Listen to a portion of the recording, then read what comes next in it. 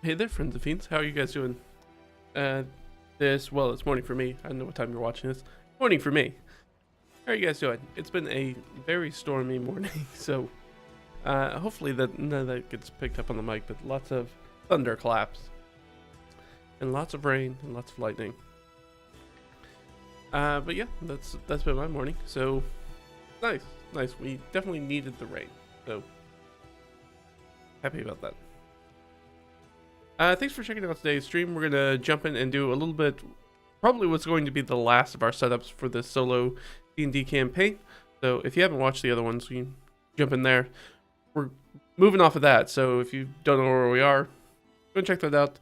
But I don't think we're probably not going to do much mapping, if at all any mapping today.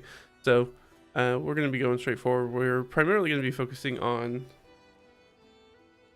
building our character and doing our retainers, our sidekick characters, and that's primarily what we're going to be doing today.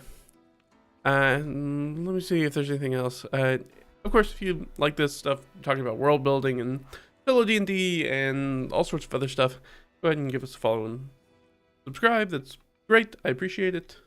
It's very helpful for the engagement. Give us a little thumbs up, a little like, all that good stuff. And so yeah, if you want to catch up on the stuff that we haven't done, the VODs over on YouTube, pick those up. They should all be in a playlist. I believe I've made a playlist for it now, so you should be able to pick it up very, very quickly. And as far as the campaign setup, so in the last stream we did some river classification, so we knocked out the rivers, and we did the sort of primary roadway, or kind of the crown road, as far as the first Furstentum is concerned, as far as Prince Hell's Principality, Princedom, the first Furstentum concerned. We did all that. We did some heraldry for our VIP NPCs. Put that together for Prince Hells and Duchess Ava and Magistros Laios. We did that. We determined who's going to be in attendance for the ceremony for our PC as they become a landed noble. See who might be people that we can talk to in that initial very first session. That's a lot of what we're going to be doing today, is talking about that session, kind of planning out what we think it might look like. Of course, the dice are going to tell us whatever story they're going to tell, but we're going to try to give us a basic outline of what we think is going to happen in that first session, and so that way we have an idea of how to get things moving. And then after that, you know, it can go any which way. So the dice are going to do what the dice are going to do. And we rolled up a little bit of Reed stats. That's our main character. It has a pretty underwhelming average, but did come out ahead in Wisdom and Charisma, which is nice. So we're going to give it a little bit of thought about what qualities might work as retainers who are going to complement that very well. Since the stream, other things that I worked on, I fleshed out some of the VIP attendees to the ceremony, gave them a few of those roles that we did last time. I just basically finished the roles for everybody. I did some of our points of interest development on the hex map, so that way we have a thing to. I did finish up the region points of interest that are going to be important, and then the flight path region hexes. For the most part, there are a few that I haven't done yet that I'll probably do before we start our next session. I don't know if we have time, we'll do it today, but I don't think we'll probably have time. There's just a few left. But if we get to that point, I might pull it up and we can take a look at it. I'm going to be very, very disappointed if we don't get to some of these, because some of these points of interest are very fun. And I'm going to be really crestfallen if we don't actually get across them. I'm especially looking forward to places like the Rookland, which seems like a very fun location, which is a bunch of Kinku that are living out in a swamp, essentially. And there's some other places. What are some other fun ones, though? White Birchin's fun. Order the Ghost Hawk. Now I'm totally blanking. There's a bunch of fun points of interest that many of which we'll take in that initial flight path as we leave the Prince's Court. But there are definitely some that I assume that we will not hit, and I'm going to be sad about that because they all seem very fun to interact with. So yeah, we're going to focus on, we're going to do our main character. We're going to do that build out today. We're going to do the retainers. Anything we're going to do today. we need to determine an in-world start date, which I have brought my bag. I'm gonna have to grab my bag for. Actually, sorry. Actually, I can bring up the world calendar in digital form, so we can look at it there. I don't need to take out a physical document. Try to figure out when we're gonna start the campaign. It's obviously gonna start in spring because I think we need to give them the full time period to be able to get to where they need to get and potentially maybe plant some crops so they don't starve over the winter. It's coming, and especially since we're focusing on this game to do a little bit more of that domain play, a little bit more land management. So they're gonna have to feed themselves, which means they're either gonna have to get enough money to buy food, or that's going to tide them over for the winter, or they're gonna have to be able to get there and farm it very quickly. As well as there'll be game and herding animals and all that fun stuff too. So that is the plan. I'm trying to think. I think that's about it. Yeah, we're going to outline the session. Nail down the retainers. We're going to do the character sheet, and we need to remember the in-world start date. Actually, let's start with the start date. I think that's going to be very important for us. So let's figure that out post-haste. Let's do that first.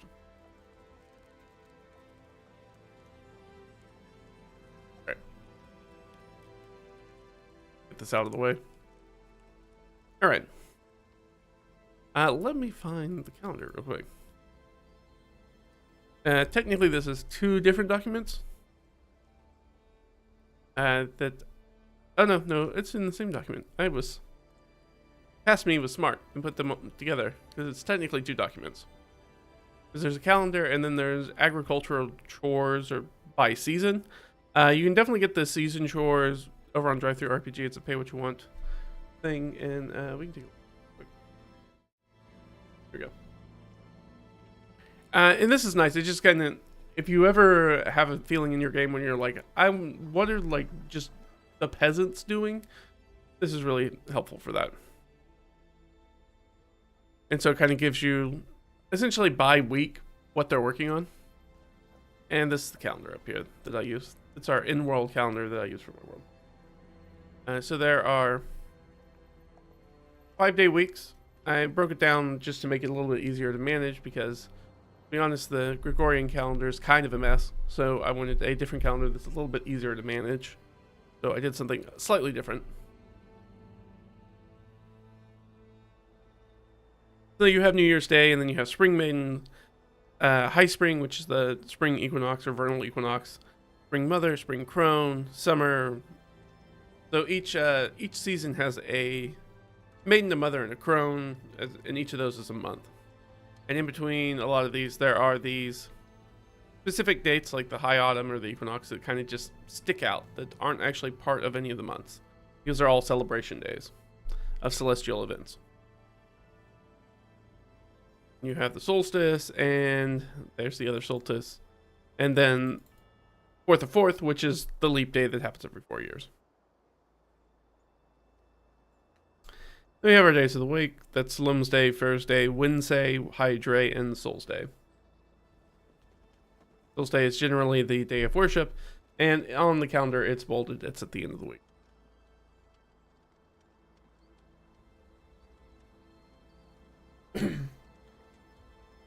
And each day is kind of numbered as to what week it is and what day of the week. So 1-1, 1-2, 1-3, 1-4, 1-5, etc. 2-1, 2-2, 3, 2-4, 2-5. It's a little bit different if you're the Grok, if you're used to the normal calendar, but I like it, and that's why I made it. Makes things a little bit easier to keep track of in universe. So this is the calendar that I use for my games. But it's otherwise a standard calendar. It's 365 days. Right? Yes, 365 days. And we have a leap day every 4 years to account for. Each year is technically a little bit longer than 365 days.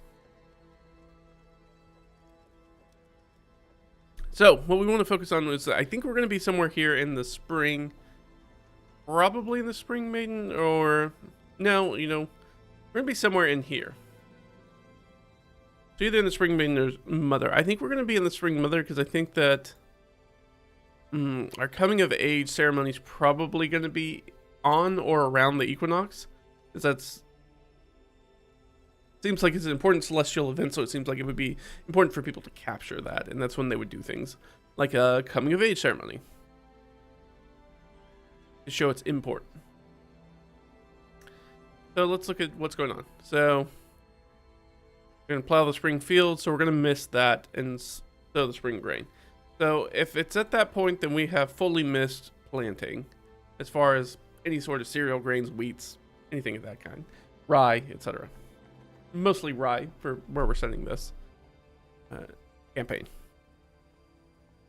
We're going to miss that completely. So I think what we're going to look at is probably here. I think our alliums and cash crops. Because that gives us the ability to plant vegetables, which is in the spring crone. So I think if we get...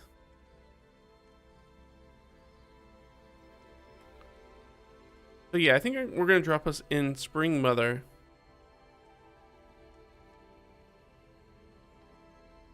We're going to wean the calves. Really what we want to do is we probably want to be there for this. For this week. The second week of Spring Crone. Which allows us, is the time that's usually meant for building and repairing the homestead. That's a good part. We're going to need to build our homestead. So that is a good time for us to be there. To kind of put us in synchronicity with the calendar. As far as our character and our domain. Our fief that we're going to get, essentially. That's where we want to be. I'm going to say that we're going to start somewhere in here. You know what? I'm going to roll 2d6, and because we have 6 weeks here, and I'm going to choose whichever one seems better to me, because I don't have any strong feelings about it. So let's go. 6 and 2. All right, what is going on here? So if we do the second week, they're going to be milking and processing dairy. If we do 6, they're going to be weaning calves.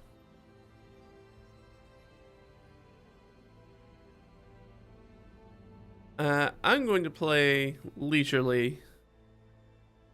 Say that we should probably be here-ish.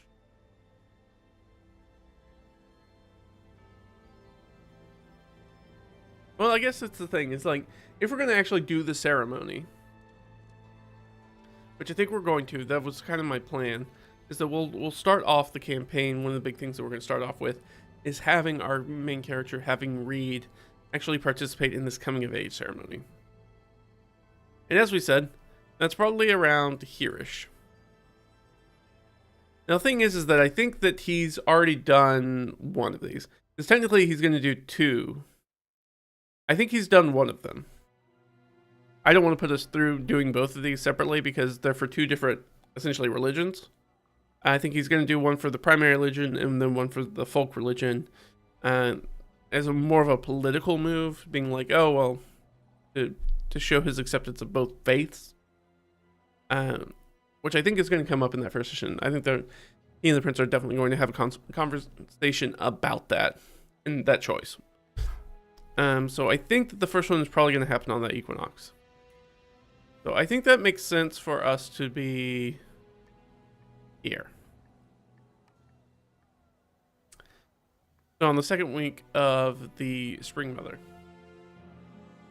I think that makes sense to me. I think he'll have done the folk religion because that's the one that's going to be more important to him on the high equinox.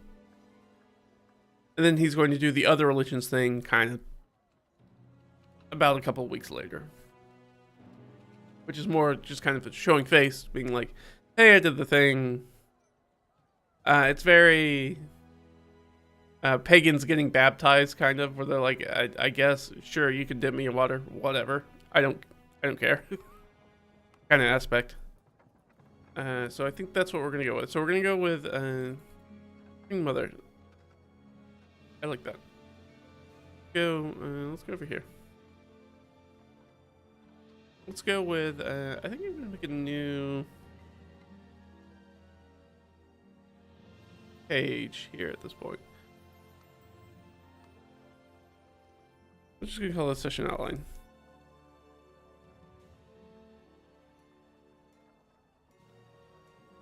Oops. Look into the document. Alright, so session 1. We have a session 1 outline. Okay. So we're gonna have our start date. I don't see any reason not to do this. Just to start at the beginning of the week. Okay, so our start date is going to be 21 Spring Mother. First day of the second week of Spring Mother.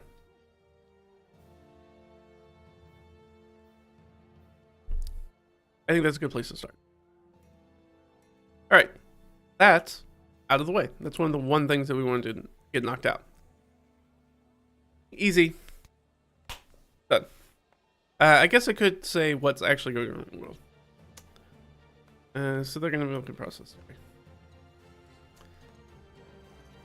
Do that.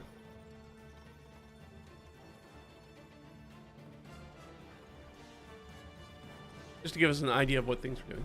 Because remember that we're also going to get some gifts at our ceremony. And that's going to be important because some of these, I think, looking at here,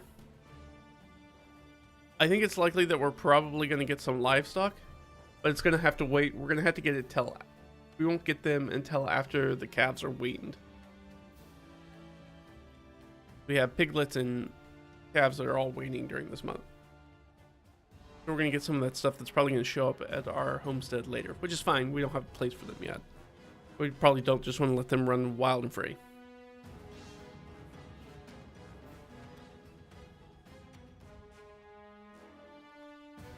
If we're lucky, maybe we'll find some bees. That'd be nice. A little honey, maybe make some mead. Get that going. Have some wax for candles and the like. All right. So, enrolled start date, done.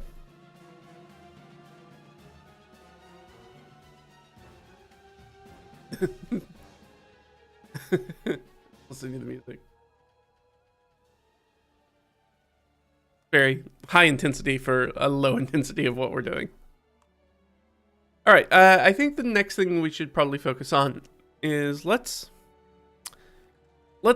detail Reed's character sheet. Let's do that. So if we look over here, we've got some information down here. Where's our information about Reed? Reed or PC generation? Okay. I have a document up. I'm going to pull that over. Swap it with it. I know you can't see that, but I'm swapping things around on my desktop. Okay. And it just moved for me. There we go. All right, let me throw you guys over to that document. Okay. So we know our character's name is Reed.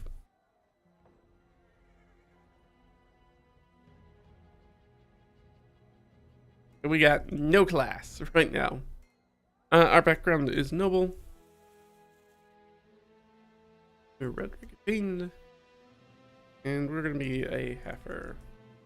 And we're going to be halfling, technically, as mechanically. But in this world, as I've stated before, there is no difference within the world building or culture or society between, like, gnomes and halflings. They're all just considered one species of halfer within the world. But mechanically, we are a halfling. So that means that we are small, which I don't think that's on this character sheet. We're not. We'll put it down here. We're small.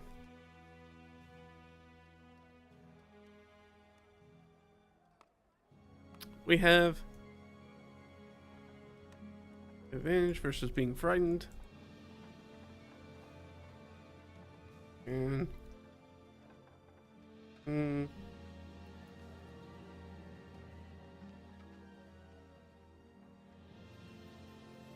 I'll go ahead and spell it out.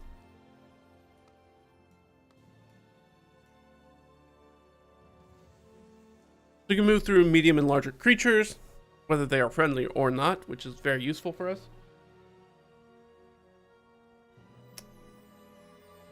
And we can hide when obscured, medium, and larger creatures.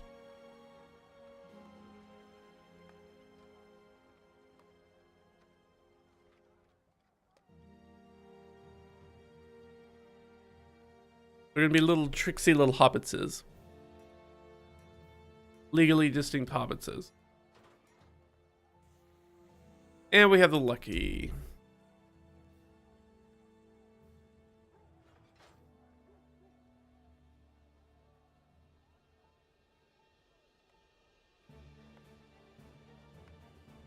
Of course, we have to take that new result, but that gives us less likelihood that we're going to roll a natural 1, which we talked about maybe doing a critical fail table for this campaign, because it'll be something that will set our PC apart. I don't know. I haven't put a lot of thought into that yet. We might do that. Maybe. We got a lot of wheels moving, a lot of gears churning. So I think that that's maybe something that we bring in later. I'm not going to be like, we have to do that right now. We did say our gender is male. Yeah, we can put here, character appearance, which is an image. Let's do it down here.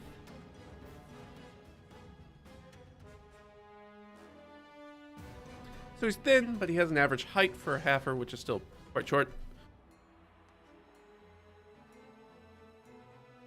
Normal dress. His bold eye makeup.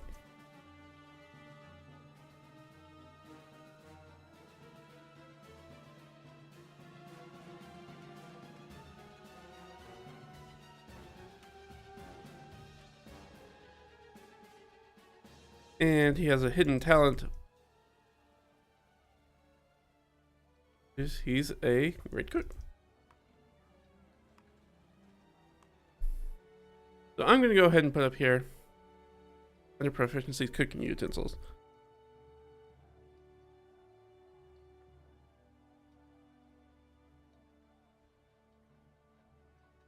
And because he's good at it, cooking utensils, cookie crisp.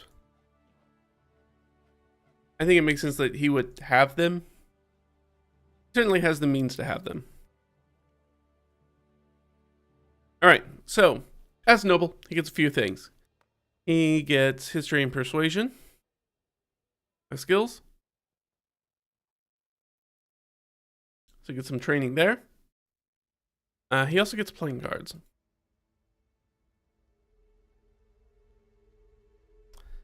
Makes sense. Spend a lot of time at court. He has picked up card playing. He's proficient in it.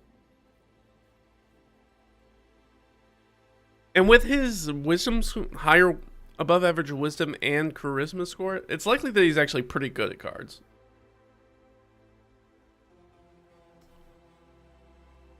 All right. Let's see what else. He has some fine clothes.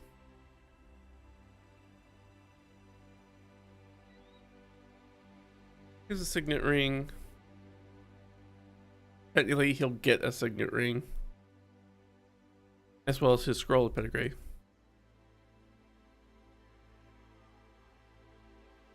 And down here, he's got a purse with gold. Let's put down here. In fact, I'll put pouch. How about that? You know what? That's not important, because it will hold his gold, so that's not something we can use for something else. Let's see. We're going to get 3 proficiencies. One of those is going to go to cooking utensils. So we've got 2 other proficiencies we can drop in. Let's see what makes kind of sense.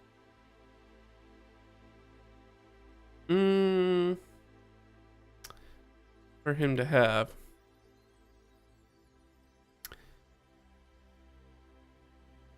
I guess we can throw his stats in real quick.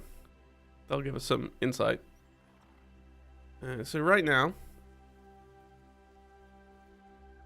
he has 07, 07, 08, 08,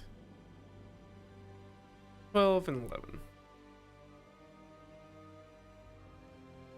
That's a -2, a -2, a -1, a -1 on intelligence, a +1 on wisdom, and a big fat goose egg 0 on charisma. Now remember that these are not his final stats. Remember that he is coming of age, so he's kind of like 14, 15-ish. So we talked about it in the last stream, but he, as sessions go on, he's going to roll additional d6s to kind of pad out the rest of his stats, as he's sort of like forced maturity right then and there. But right now, he's just kind of a kid, so he's kind of subpar than most adults in most things. But he has an above average wisdom, which we see reflected in his kind of humility and in making informed decisions. He shows predilection for being kind of wise, which probably goes into, I think most of the time, using cooking utensils is usually a wisdom check. It's the right, the old saying is that intelligence is knowing that tomato is a fruit, wisdom is knowing that you don't put tomatoes in fruit salad.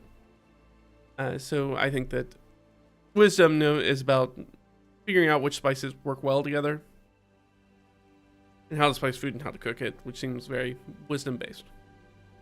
So it makes sense that he's pretty good at it. Better than average. Even though, as, you know, kind of a ward of the castle and of the prince, he probably doesn't do a lot of cooking.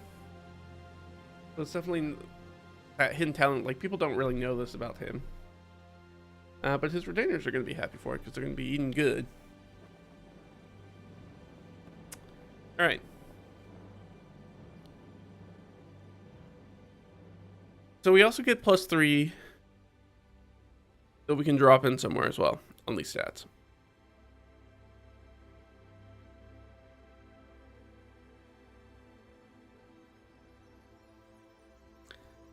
And we've been holding off on that because we don't know where his stats are going to land as to where we want to put those. Sorry. Where we want to put those 3 points. So I think we're still going to hold off there. We've got it in our document. So we'll have that. I think we'll hold on to that for now, and we'll just go with these stats as they are, knowing that there's an opportunity for us to bump them up a little bit. But when those single-digit changes can make the difference, to a stat can make the difference between, you know, a modifier, I'd like to hold on to that. That's a little gameplay, but it is a game after all. So let's do the things that are going to put us in a position to win, because things are already going to be hard enough for Reed. We don't have to make things even harder by putting our limited amount of points, point by points, in things that are not going to be helpful for our character. So I think we'll hold on to that.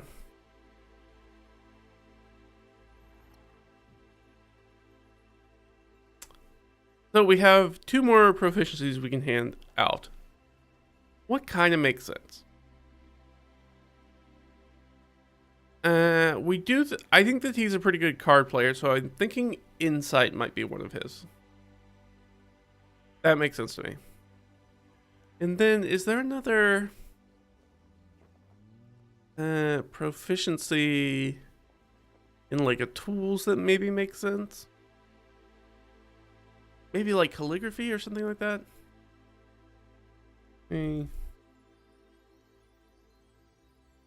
No. I got a big list of stuff in my DM binder or folder as to all the kind of tool proficiencies that there are. But I don't want to go dig that out necessarily. So let's do this. Go to here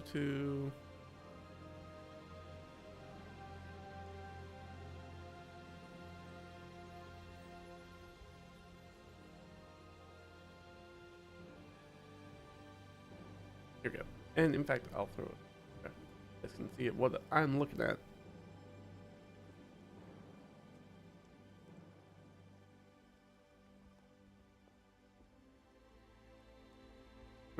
There you go. Wasn't polygon. So tool proficiencies.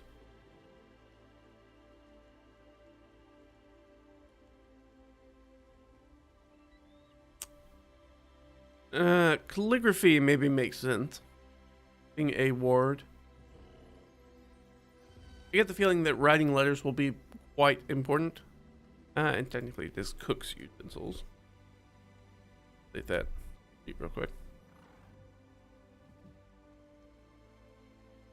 Cartographer's tools would also be really useful, but I don't think that he would get that proficiency from being a court. So it's probably going to be calligraphy. Glass blowing, herbalism, jewelers, land and water vehicles, leatherworkers' tools. You could also pick up a musical instrument. Or painter's supplies. That is sort of like a courtly thing that somebody might do, is indulge in the arts by either picking up a musical instrument or learning how to paint. And not particularly useful most of the time. We could also just get tinker's tools. Or weavers, carvers.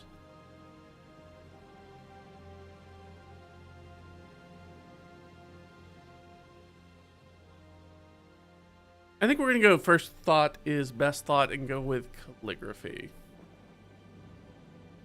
This is the actual carpenter calligrapher supplies.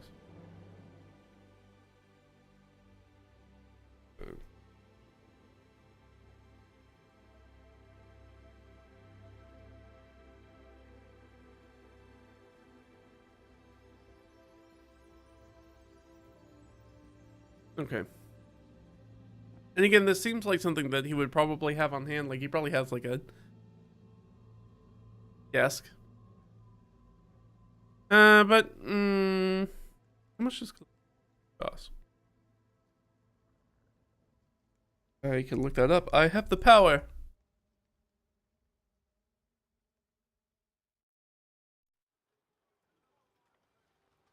Gold. Yeah.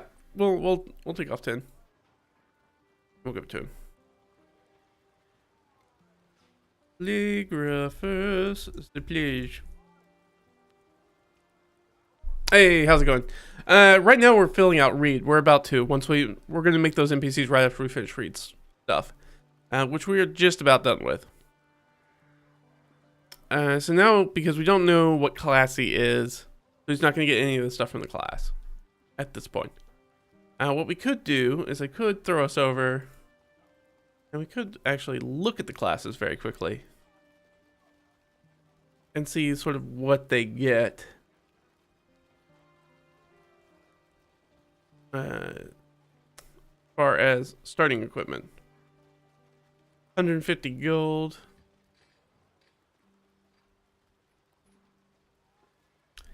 Looking at it, 75 gold. 90 gold. This thing is like, characters, depending on their class, get different amounts of starting gold. So maybe it doesn't make sense. I was just going to give us the starting gold and then we could purchase stuff for our character, but I don't think that actually makes a ton of sense right now.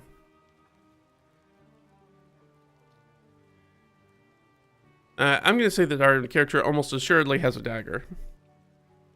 That just seems like a thing that you would have.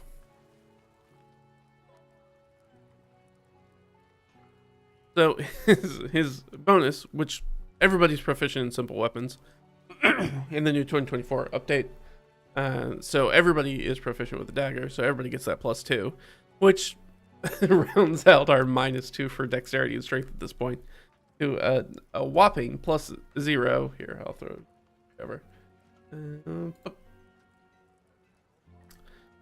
He has a +0 attack bonus and does technically 1d4 -2. Minimum 1. Minimum 1. I don't think they're not going to take any. They're not going to get healed if I stab them with a dagger. They're going to take a minimum 1 point of damage.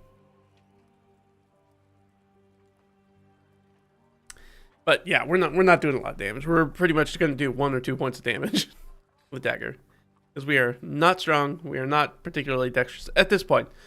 Again, those stats will increase as we play, but this is kind of showcasing that Reed is very much a teenager and is not a fully formed adult. So not as strong, not as dexterous, not as smart, all that fun stuff. This is going to be really tough. Yeah, he's very weak. He will be relying on the kindness of strangers very, very much on the beginning.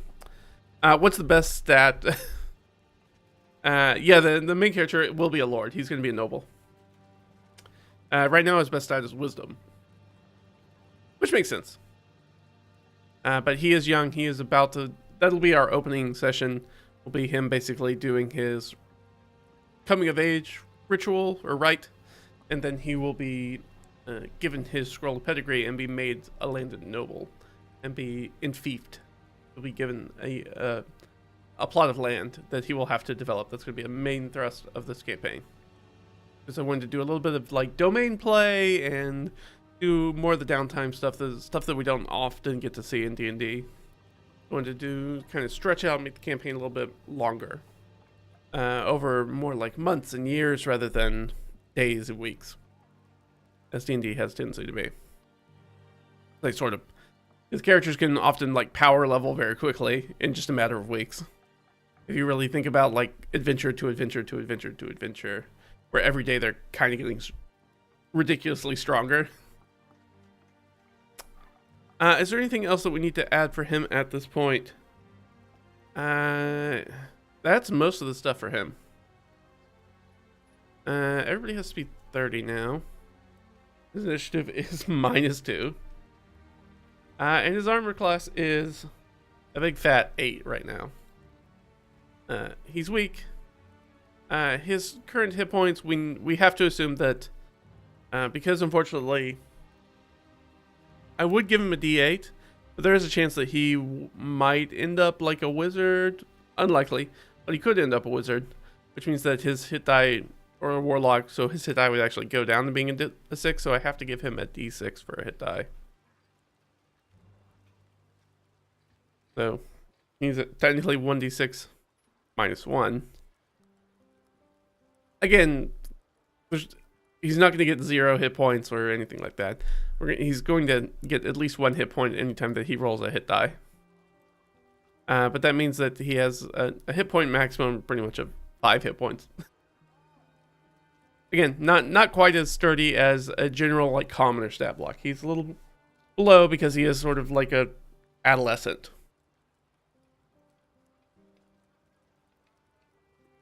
He's dumb and he's weak, unfortunately. Which is why he'll be needing to rely on his retainers. We're going to make 2 retainers for him kind of out the gate who are going to help him find his footing, essentially, in the world. So that's the plan. I think that is everything for him, because we can't do any saving throws. I guess we can give him passive perception. Which he's not trained in, so he has passive perception of 11. Just slightly above average. We've got all his stuff. And he's thin. Never tried. We can.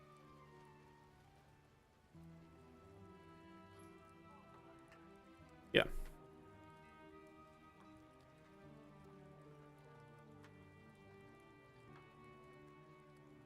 Yeah, I think that's it for right now. Let's I'm gonna throw you guys back over here. And every time. There we go. That's our start date, so we're going to start here. Right here. Ring mother. Save read real quick. No, not there. River apart.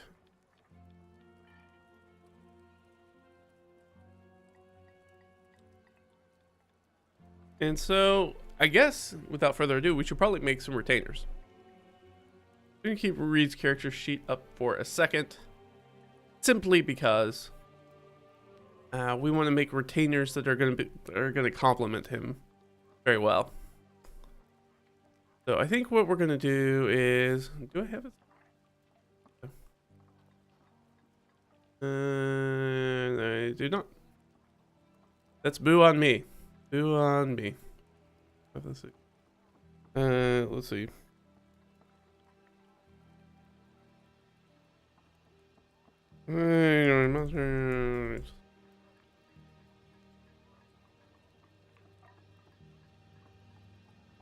It is indeed. Great. I'm going to go ahead and add this to my favorites. Huh? Yep. So I use the stat block generator. I find it very useful to make my NPC stat blocks. I know in the previous solo campaign, I used the full character sheets. That's a little overwrought for sidekicks. Because most sidekicks are very simple. And honestly, the more I play with them, the more I'm like, they really just need like monster-ish stat blocks. So this is tetra-cube.com. You can check it out if you want. It allows you to make custom stat blocks. Primarily for making your own custom monsters, but I find it very useful for making sidekicks. It's generally what I use to make sidekick stat blocks because they're generally built off of a monster. Speaking of which, let me actually pull up Tosh's.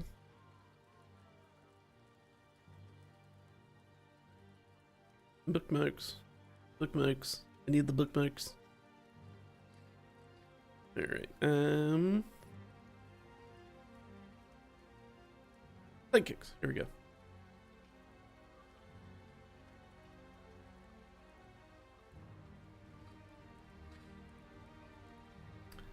Let's take a look at that, actually. Alright, so we're going to make 2 retainers. He's going to get 2 retainers off the bat. Those sidekicks. Creating a sidekick creature with a stat block in the monster manual or another D&D book must be half CR or lower. That gives us some different options. Sidekicks come in essentially 3 flavors. They can either be a warrior, an expert, or a spellcaster. Hard to know because we don't know what Reed's going to be yet. But what we do know is we do know that we do know the ability scores that Reed is not good at. So we're going to focus on somebody who's going to have strength, dex, con, and intelligence. So 2 for each of those I think makes sense.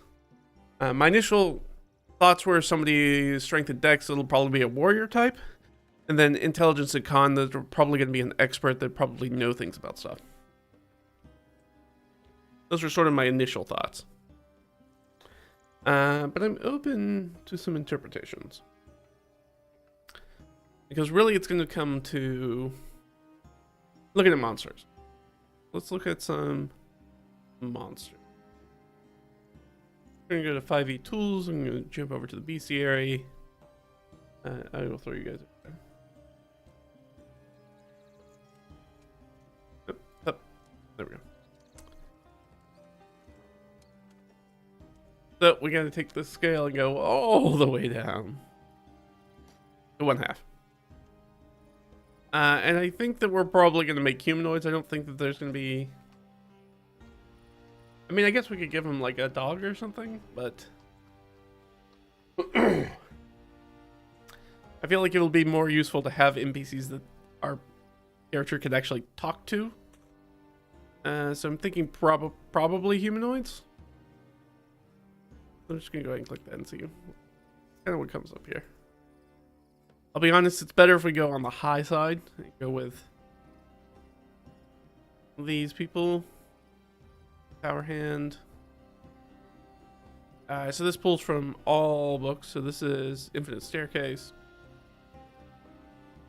You can find somebody that makes sense. So this person has a good intelligence score, so they might be good for us. There's a sage down here, though, which is probably who we're going to want. They have a good intelligence score and good wisdom, but they're kind of dug in everywhere else, or mediocre everywhere else except for strength, where they're kind of low. Now this might be one of those areas where I might change things a little bit, where I might, fudge with the stat blocks a little bit and take the sage and maybe do it, because we want somebody who's got some con. So I was thinking intelligence con would be the important kind of interesting pairing. And that kind of gives me a, I don't know, it in my mind, even though that technically is not correct, I think mechanically, brings to mind somebody like a Friar Tuck kind of person to my mind, somebody who's a little overweight, but sage-like, even though Friar Tuck definitely fights.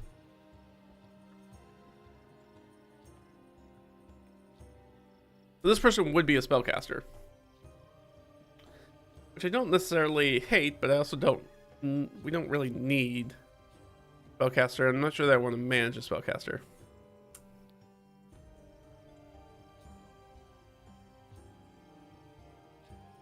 We also have the scout, which is also very good. And they're kind of all over the place. Primarily they're dex based, which is fine.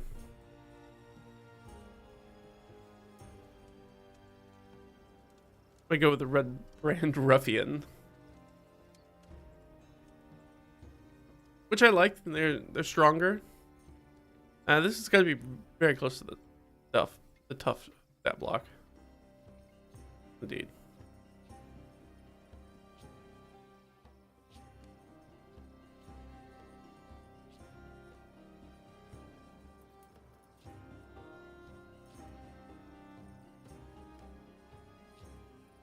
That's that.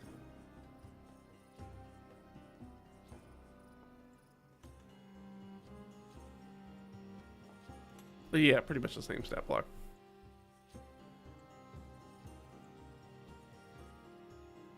Could also give them just straight up soldier.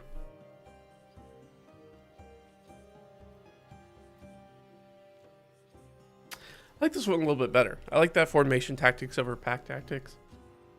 Advantage on saving throws against being charmed, frightened, grappled, or restrained while within 5 feet of at least one ally. That's super useful. It kind of fits like a bodyguard kind of person. They've got a little bit of strength, they got a little bit of dex, a little bit of con, but they're not great at really any of those. Which kind of makes sense for like who might actually be given this assignment, essentially, to become Reed's retainer. So I like soldier, so let's go with soldier.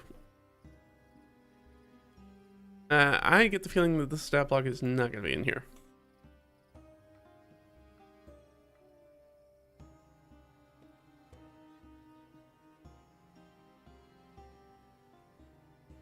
And then went right past where it would have been. Solar? Yeah, no soldier.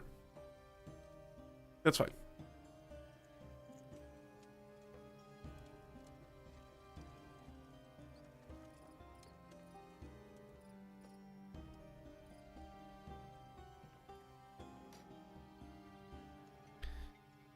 So we're going to be a soldier. And their alignment is not going to be particularly important. I don't generally play with alignments. I don't find it to be particularly useful. Yeah, I guess we need a name for this person. You know what? First of all, we need to know their species. Roll 2d10. Right, 46. That's over here. Punk. And punk. What did I say, 46? 46, so that puts us squarely in half-elf. We'll go with a half-elf male.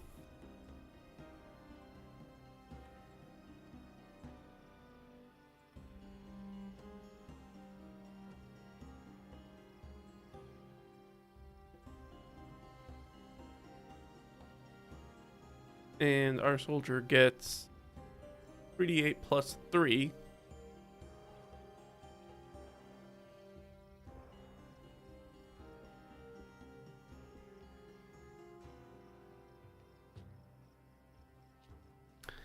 They have chainmail and a shield.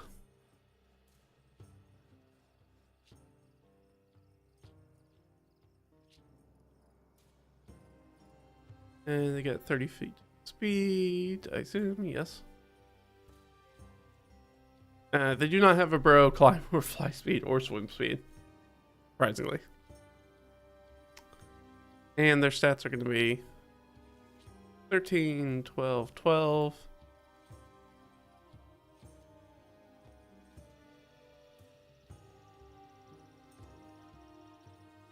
12, 2, and 10, 11, 11.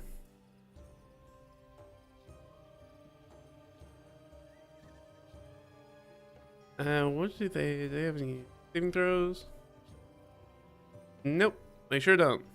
They get athletics and perception.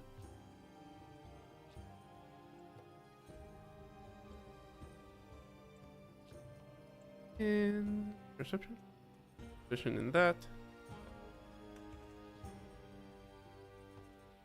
They speak any one language, which is going to be the common language.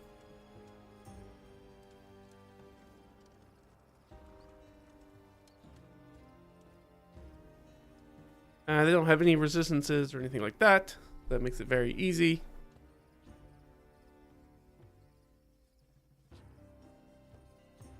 And they're challenge rating half. And they're going to get some abilities. What I'm going to do is just copy and paste these guys. Formation tactics.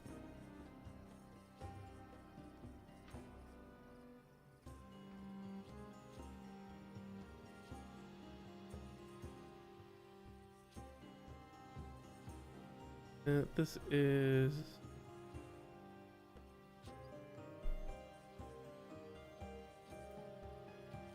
we're gonna get this multi-attack,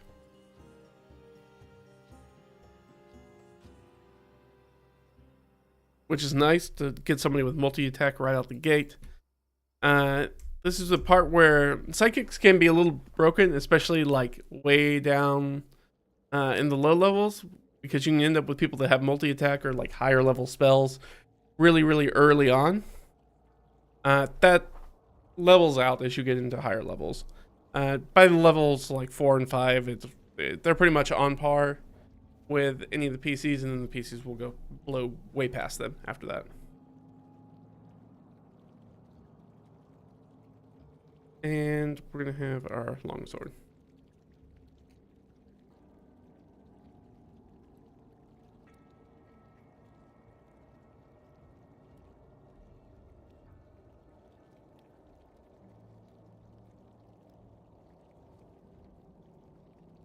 Will also be an action. Let's update our stat block. There we go. Are you going to roll for HP, or will you take the average of the NPCs? Oh, that's a good question. Usually I take the average. Just because bad rolls are bad rolls. But I'm not opposed to taking it. We just have to give them custom HP. Which is fine. But yeah, no, I like it. We can roll for it. So 16 is what we're trying to hit.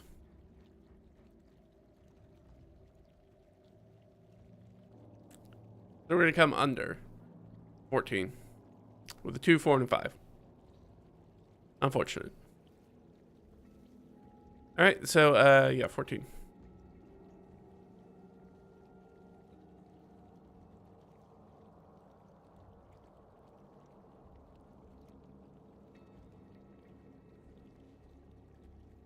Take that stab block. So not a lot of hit points. They're also a half-elf, so half-elves do get things. And since we know that they're going to be a half-elf, we can actually give them... We can tweak the stat block a little bit.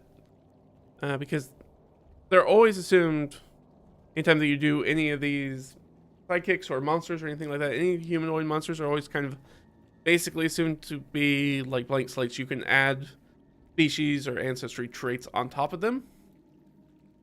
Because they don't take any assumptions into that. Otherwise, they would have things like, hey, this is a wood elf. It would tell you specifically, this is an elf. They get the elf stuff. This is going to be a half-elf, though. Let's go to species. Go to half-elf. And let's go to...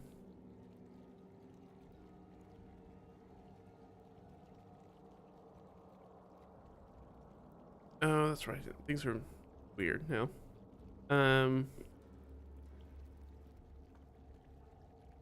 Grab.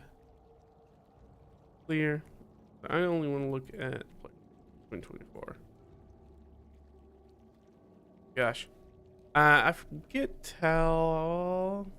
I'm not sure I built a half-elf in 2024. Now I think about it.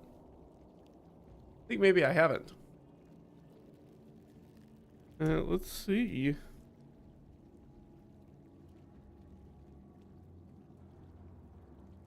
I'm just gonna look real quick. Get up there. Table of contents. Creating a character classes, origins. 186 descriptions.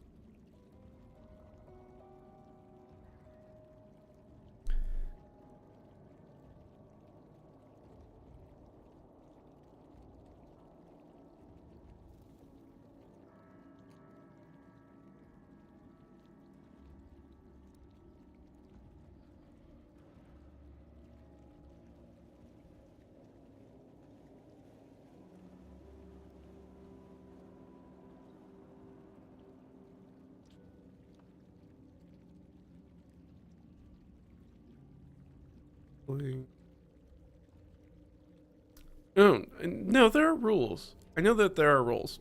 But they're just... Where are they hidden at? The 2024 book. Sorry, this is... Just because I have not done it. Yeah. I don't know off the top of my head.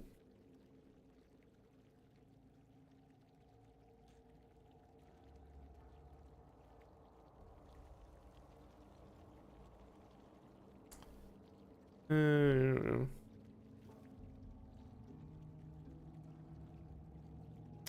Yeah, they're just not in there.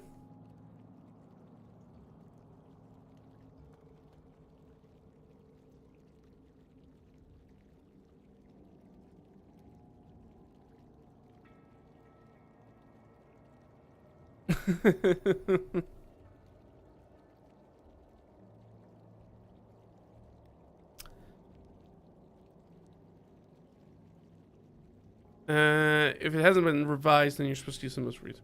Okay. Cool. Then that is what we will do. So let's go back to default, and we'll just use the half elves that we have. Or we could use custom lineage.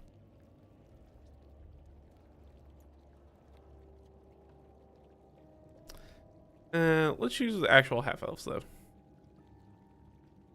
Probably not Drow, probably not Aquatic Elf.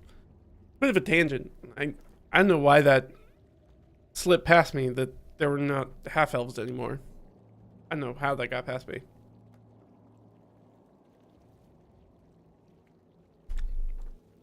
Obviously, because I'm... Even though, in fact, I am playing a half-elf. Yeah, that was just... But I was playing one of these guys right here. Sun Elf Descent. The campaign.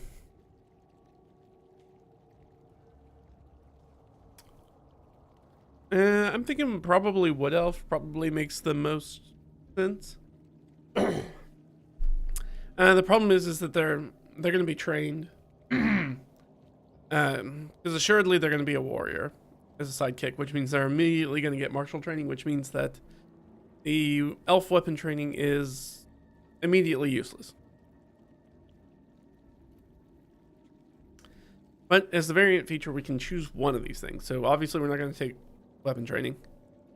We can get fleet of foot, so we can get a faster walking speed, which is mildly useful. Master of the Wild is probably going to be way more useful for this person. Or we can do skill versatility. They're not really trained in a lot of things. They also don't have the greatest stats in the world. Look over at our guy. Yeah, they don't have the greatest stats in the world. And I think they'll get some anyways.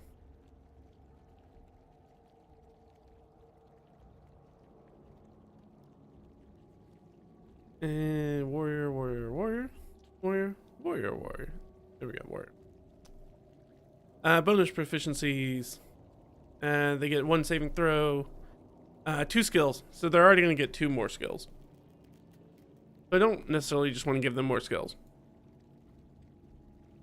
There's 4 skills, because I don't want to fully overshadow our main character PC.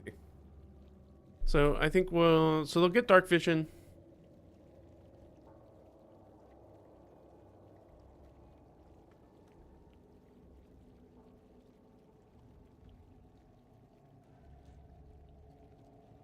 +2 to charisma and any other 2 unique +1s. Interesting. Okay. So we'll update that. So charisma is going to go up to 13. And I would be remiss not to put it in the places that's going to make the biggest bang for our buck. Give them 1 in strength and give it in wisdom, because each of those will pop those up to better mods. I like that.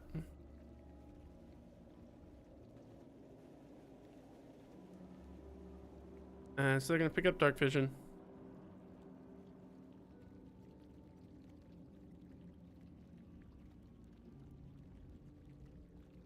Just standard dark vision to 60.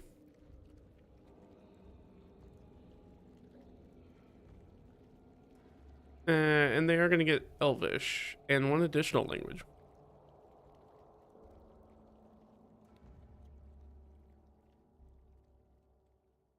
This is a good. That's good.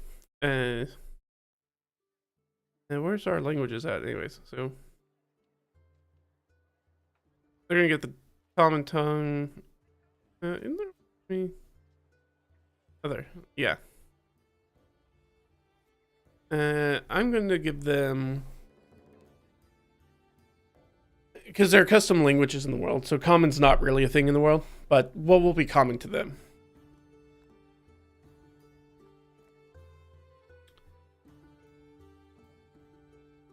So I think I'm going to give them. So I'm going to give them.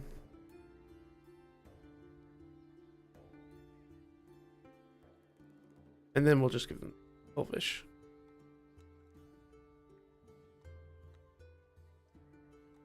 Am I going to give the soldier raise shield action? I don't think so. He's already got an AC 18 as a low level, so he'll be doing fine. I don't think I need to give him any extra AC. If I was going to do that, I would probably do the interposing. Actually, I might be able to choose a fighting style, right? I do. So he's already going to get something for his martial roll.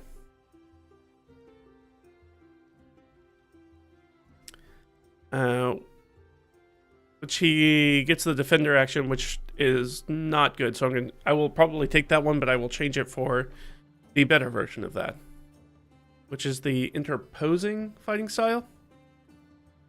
Because if you take the defensive fighting style, it's like, hey, you can throw your shield up and impose disadvantage on the attack, which is great, but I prefer the interposing style, which I think is just that but better, because you can throw up a shield and then they get disadvantage and still hit, and then it's like, well, okay, I guess I didn't really do anything.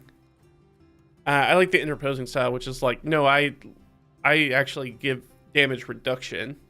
So when you throw up your shield in front of someone, your ally that's next to them, you actually like shave off damage that they take. Which I prefer that style because it feels often more useful in play. Because it really sucks to use your reaction to do that thing and then your ally still gets hit. You're like, all right. But we'll save them from a crit, which is nice. Which the interposing style does not do. But it does soak the damage. Alright, so we got our languages. We've updated our skills. We need our little variant. Our Fey ancestry. Okay. I think I'm going to give him Mask of the Wild. So this is definitely going to be like a woods person.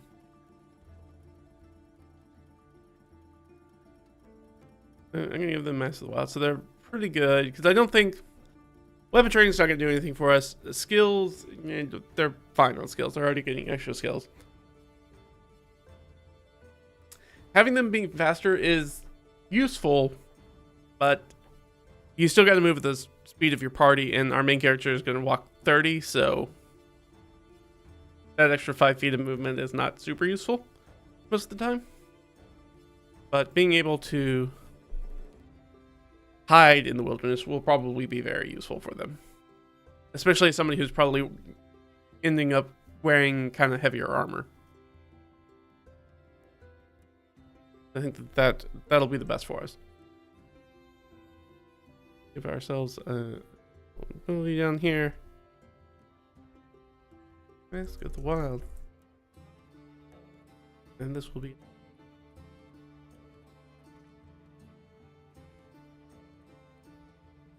Alright, let's update this stat block.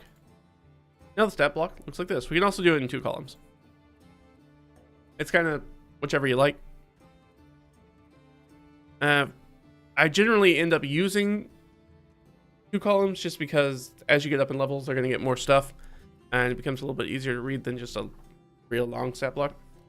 But for now, we'll keep it in 1 column. One of the things that I really like about the TetraCube website, which is the website we're using, this web app, is that you can save a local file of this. This is what I do for in a campaign that I'm playing in and have been playing in for a long time. I've got I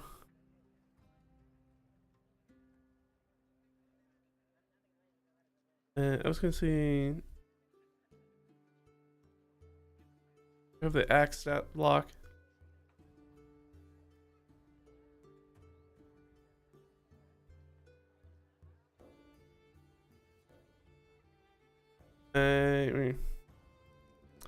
I was trying not to bring up his whole freaking stat block, but here we are. There we go. You guys can look at it. I'll throw it over to you. So I use this in a campaign that I'm playing right now. This is the Dan Kill Axe and Boots. So I'm playing in a campaign where I have a sidekick for my PC, which is an animated axe. And we decided to build... I wanted to play a ranger in the campaign that I was playing in. And I like Beastmaster Ranger, but as anybody with any passing knowledge of D&D knows, Beastmaster Rangers are just so poorly designed across editions. They're a hard thing to design because you're designing something that's 1 character that's technically 2 characters. And trying to keep that somewhat balanced with everything else that's going on. So they don't do a very good job of it. But so what I did is that I talked with my DM when we were bringing it up, and it's like, I want to do like maybe a ranger character, but I don't want to obviously the Beast Companions, and this was before 2024 came out. I was like, obviously the Beastmaster Ranger is not good. But I like the idea of doing it, and I wanted to use kind of like this animated axe that he has with him. So his weapon's animated. So I was like, oh, I'm good. Are you okay if I just use the sidekick stat block? And so that's what I did. So you have the Dankill axe and boots. So it is an animated axe that flies around. Is, you know, not the greatest in combat just because the animated sword, which I think is the stat block it's built off of, it's just, ugh. It's great, as in it has a nice armor class, but it has dexterity as its primary ability, but uses strength for its attacks, which it's not very good at. So the axe doesn't hit very often. Now, we just got another part of this character's regalia. I don't need to bore you with the backstory, but he's collecting old pieces of his dead father's armor. The axe being in arms armor. The axe is one of those things. And so he has got the boots, and he just picked up some gauntlets. And so the gauntlets are going to increase the strength score of the axe. Kind of like gauntlets of overpower. Not the same, but close to that. All right, let's throw you guys back over to what we're looking at right here. Man, I really shouldn't have done it this way. That's fine. Every time I throw it back over, this is a weird OBS thing. It shows you nothing until I actually click on the tab that it thinks it should be. There we go. But we do need a name for this character. So we're going to use the Xanathar's tables, because of course we are. Let me pull that up. Xanathar's. There we go. Alright. So I need to ask a question real quick. Oracle question. Okay. I was going to ask, you know, are they going to have like a Germanic name? The answer was yes, they are. Great. So it's D100. So our guy's name is Christoph.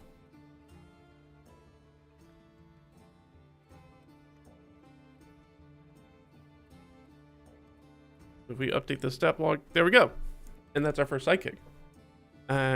Almost built. We still have to give him the little things from actual stuff, but otherwise he's built. We don't need that guy anymore. We don't need the axe. Let's go back over to Tasha's. There we go.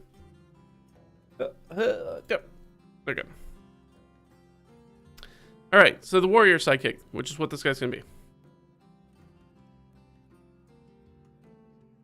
Might be a soldier, a town guard, battle-trained beast, or any other creature honed for combat. Yes.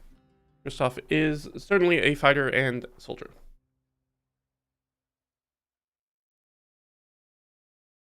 They're going to gain proficiency in one saving throw of your choice, strength, dexterity, or con.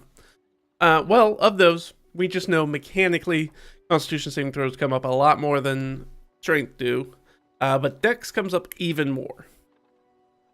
So it's really kind of depends on, do we want to do dex or con? We could do strength, but He already has the formation stuff, which is grappled and restrained are generally strength saving throws. He's already getting advantage on those for his formation tactics. So I think I'm going to go with dex, because that seems the most useful. It is definitely the saving throw that comes up the most. So I think we're going to do that. So let's get down in here. You know what? I'll just show you the whole meal deal. Here we go. So you guys can see both things at the same time, like I'm looking at them. So we're going to give him dexterity proficiency. And we get proficiency in 2 skills of our choice from acrobatics, animal handling, athletics, intimidation, nature, perception, and survival. All right, already has athletics and perception. Intimidation would be nice. He does have a positive charisma score, so he's already a little okay at that. So I don't hate that.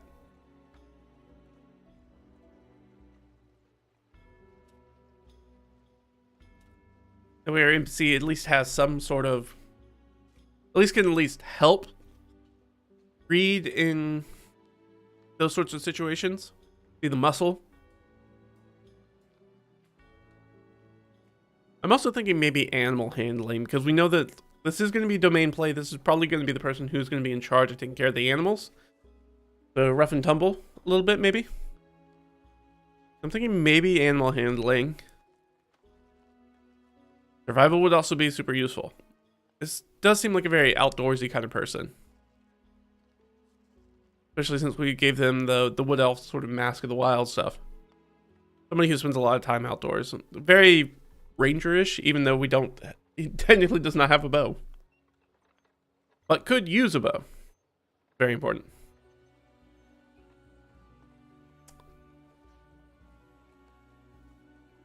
Yeah. Because if we don't give Kristoff survival, that means that we have to give survival to our other NPC. Which is not terrible. Not a bad thing. I think that person will probably have the nature, so I'm not as much worried about nature. But I don't know. Animal handling and survival kind of makes maybe the most sense. Though I also kind of want to give him intimidation.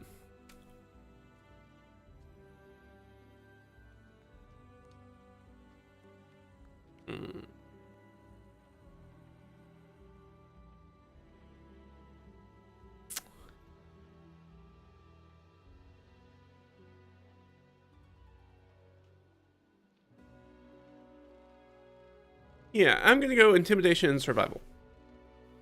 That is my executive decision. Proficient in intimidation and survival. Be helpful. So Kristoff, by the way, has much better stats than Reed does. Makes sense because Reed's a child. Not yet a man. But not a girl. Not a girl, not yet a woman. But has bonuses in basically everything except intelligence. So above average, like this is... Kristoff doesn't have a lot of HP, unfortunately, because we rolled kind of low. Underwhelming in the HP department. But otherwise is a very, very competent person. Makes sense why they have this assignment. Alright, so our martial roll, we can get a +2 to all attacks, which is nice. Or we can do the defender. This person, I think, is primarily supposed to be a bodyguard. So it makes sense for them to have the defender role. But I am going to do the other fighting style. I'm not going to give whatever this is because it's... what is it? Fighter. Fighting style, fighting style, fighting style.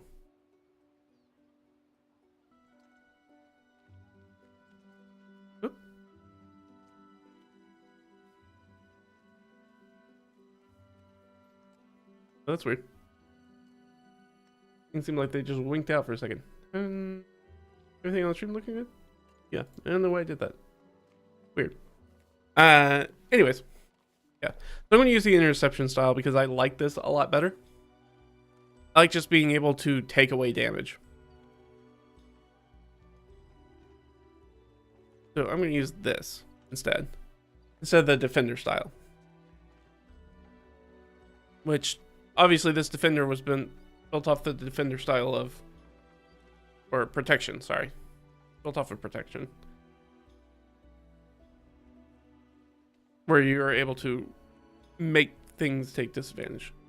I don't know why they call it this way. I guess because they were afraid people would screw around and get like their sidekicks blind fighting or something.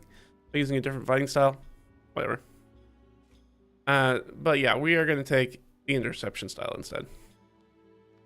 Just because I find it to be a lot more useful.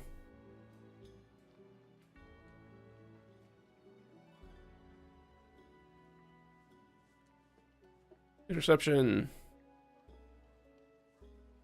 And this will technically be a reaction. And that should be everything for this character. We can update that stat block. As we see, it's starting to get a little long, especially that interception part down there at the bottom.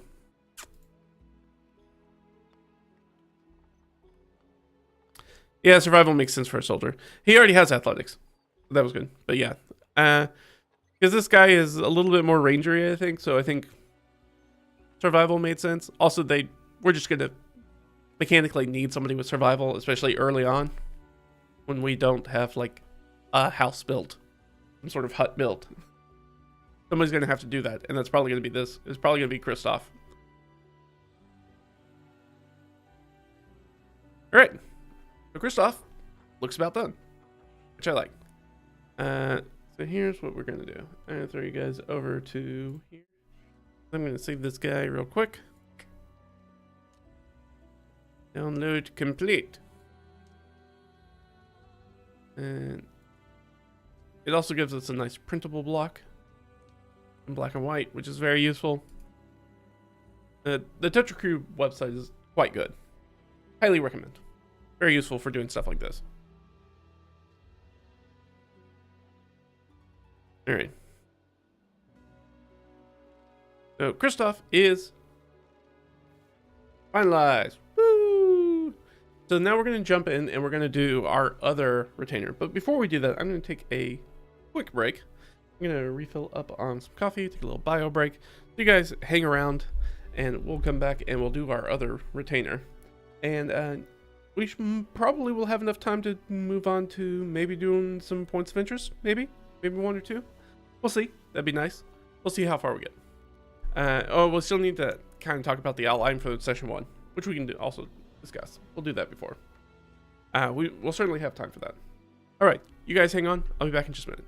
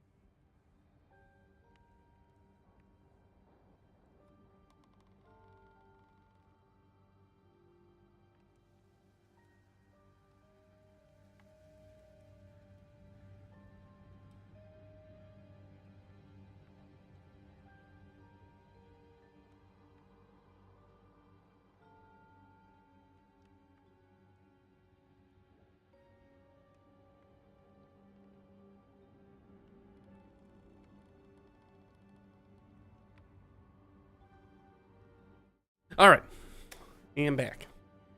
And we're hanging around. Maybe Kristoff is in his oldest years, in the late 40s, and now retired. Which is kind. Yeah, I think that he is not technically retired, but I do think he is probably older in years. I think that makes sense for like maybe why his hit points are a little bit lower, but he still has kind of that old man strength thing going on. Like he's veteran in that he is very experienced, but yeah, maybe he's not as youthful as he once was. And this assignment is probably going to be his last. I recognize when I say that out loud that seems like weird foreshadowing that Kristoff is going to die. Which could happen. I mean, he might die. Problem is that we're probably not going to end up... I mean, we're probably going to take the Sage. It's probably who we're going to end up taking. As our other NPC. Probably. Unless I find another stat block that works out well. Because I'd like us to have a little bit of healing. Like some magical healing. Because otherwise... Or at least somebody who's going to have the ability to... because I think... You can brew healing potions, right? And I have ways to do that. But I believe that is... I can't remember if that's... I think that's maybe the herbalism kit or the alchemical. Either one, actually, maybe gives you the ability. So our Sage might be somebody who makes things like healing potions if they're not a dedicated healer. But I might also just give them the healer feat. And I mean like the 2014 healer feat, which the ranger character that I was just talking about earlier in the campaign that I'm playing in has the healer feat. Oh, the 2014 one is it is so good. It's like better. It's better than Cure Wounds. Like, oh, and I also get to heal a buttload.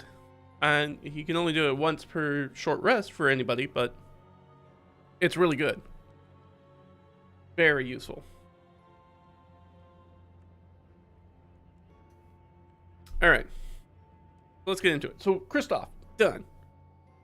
So here's what I'm going to do: is I'm going to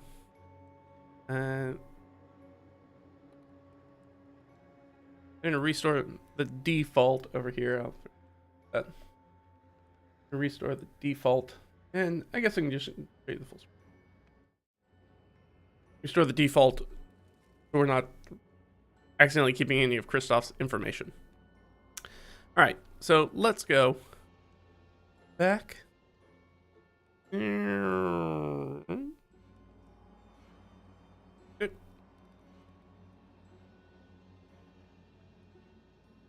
right, so we got our filter.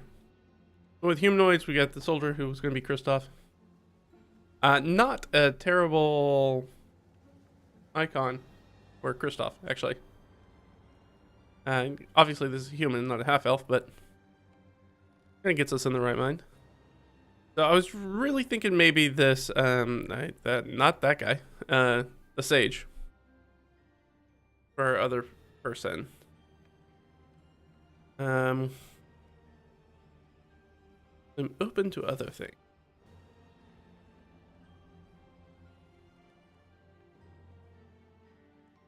No, definitely not going to give them a chameleon skin. The first year student wizard. Yeah, maybe like a washed out like hedge wizard. That could be interesting. I don't hate that.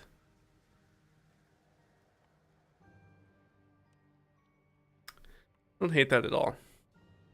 Gives them some minor magic, and they get more if we took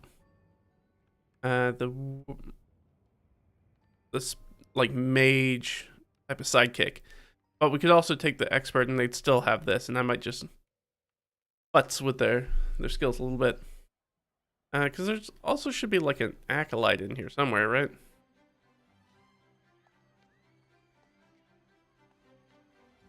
Yeah, that's very close to the apprentice wizard.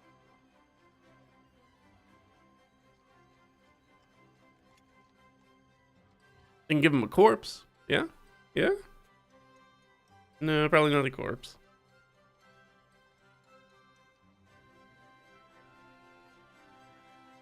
A Booyag caster. Oh, this is like a Pathfinder guy. That's definitely a Pathfinder looking goblin.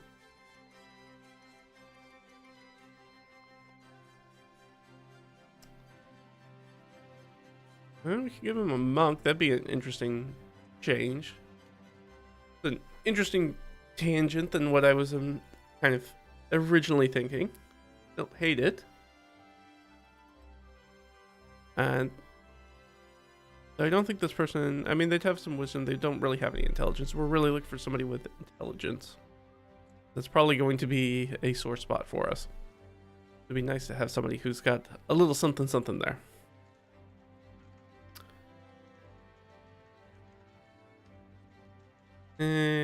Crushing Wave Reaver. Mugglers. Over to the Comet.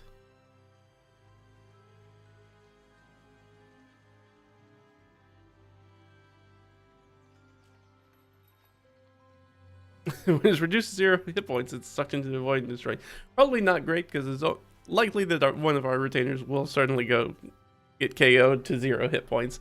So probably don't want somebody who's going to be gone mechanically like that. We probably don't want that. Opticus Wizard. A dwarf. It gives us intelligence. No boost to con though.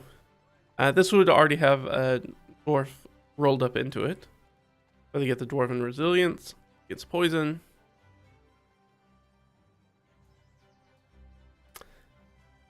Could also go with this Minotaur archaeologist, which would be fun. Very, very different. Where they get some fun skills.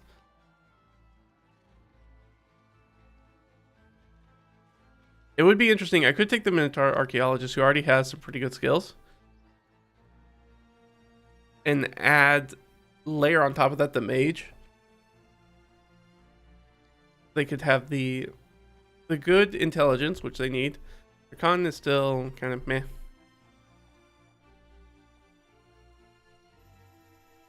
Be fun to have. Would be very standoffish. This priest acolyte makes more sense. The wisdom, the con.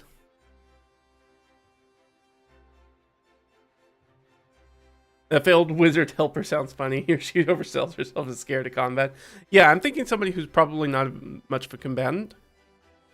Changeling is a helper. Yeah, Changeling would be incredibly useful.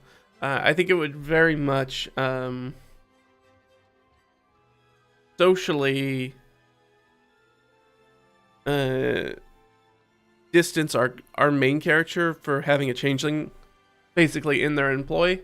I feel like the people would talk bad about that. So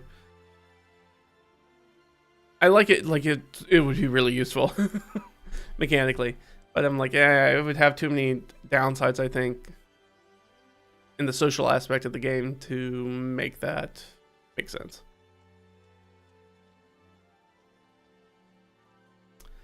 You can go all military entourage, sergeant, scout, etc. Yeah, I could do. I mean, hopefully one bodyguard is enough, and we still don't know what class Reed's going to be. Reed might end up in we'll have some sort of combat facilities of their own. We just don't know what those are going to be yet. We won't know that until they get to where they're going. But yeah, I was kind of hoping with Kristoff that we kind of had that soldier scout kind of mixed in together in one, which I think we did a pretty good job of nailing that. So I really want somebody who is, like I said, hits that intelligence and hits that con. I might just kit bash this priest acolyte, because I like the priest acolyte. They get the medicine, they get the religion, but I might take them and make them more of like a hedge wizard. I might just swap out their wisdom for intelligence, because they do have a positive con, which is what I was looking for. And we're going to be able to give them some sort of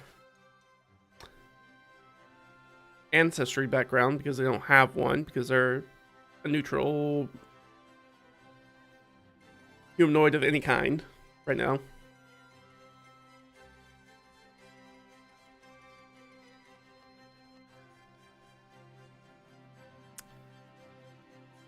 I kind of like that.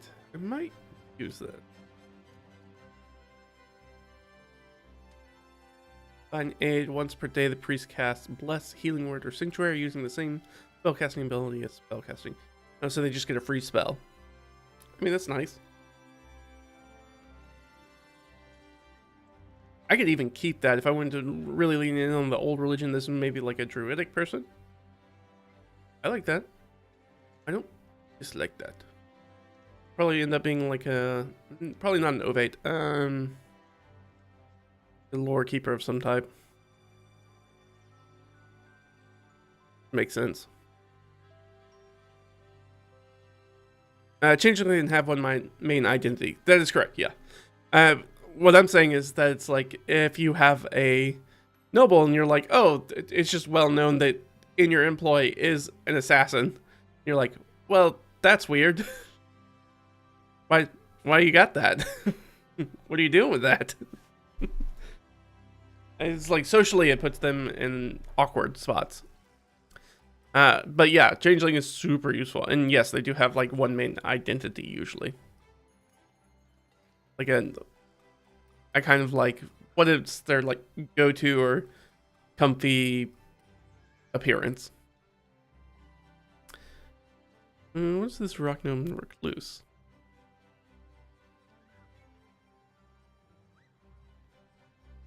Yeah, this person's got higher charisma. Could be useful. Second level spellcaster, intelligence, like it mage. They're just a wizard. They're a wizard, Harry.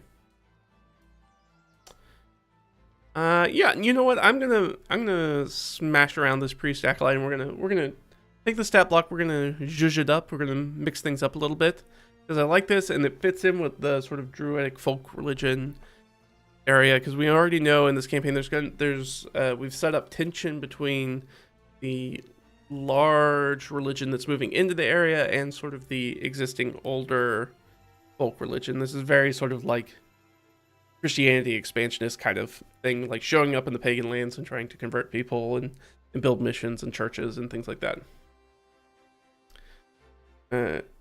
Very St. Patrick, we're gonna drive the snakes out of Ireland, serpents from Ireland kind of thing. So having a member of the old established religion would be interesting, and the way that works is it is very druidic, like actual real world druidic, at least what we know of it. In emphasis, so there are people who are just kind of like lore keepers. They're essentially keepers of wisdom, keepers of knowledge, which I think this person would be, and I like this. And so I'll basically swap out their intelligence for or their wisdom for intelligence, and probably going to change up some of this stuff as far as our actions, but I think I'm going to keep this like divine aid thing because I like that. It's very flavorful. I like it a lot. I think we'll keep that aspect of it. That sounds good to me. And then we'll layer on top of that whatever ancestry species this priest acolyte or what they were going to be. Yeah, I like it. Let's go with that. So I know this person's going to be a lore keeper. You know they're going to be medium-sized. I'd say druid, not druid as in class. This is going to get confusing, I think, in the campaign. Druid, not as in the class druid. Druid as in a member of the, like a druidic order.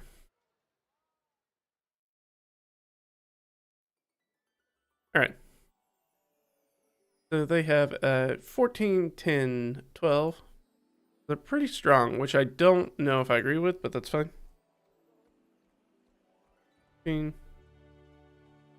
12.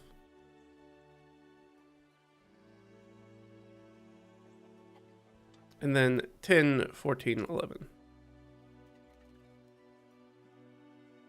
Which we said we're going to swap those. Okay.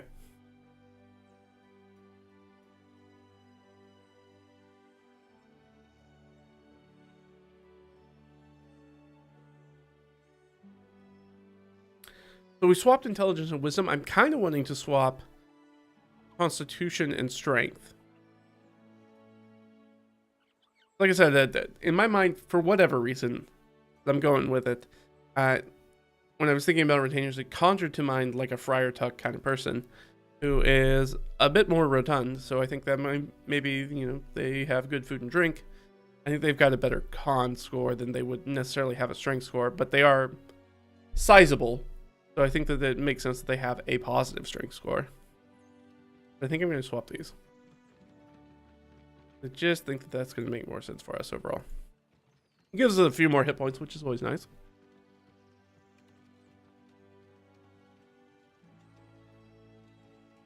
All right. So technically they have a chain shirt, a holy symbol, and a mace. Yes. I'm probably going to change out the mace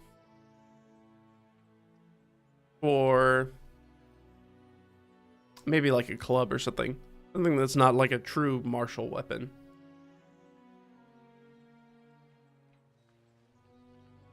This does 1d6 bludgeoning, but I think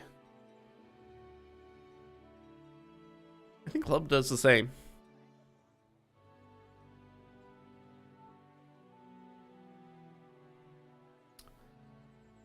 I think club does the same. I'm pretty sure.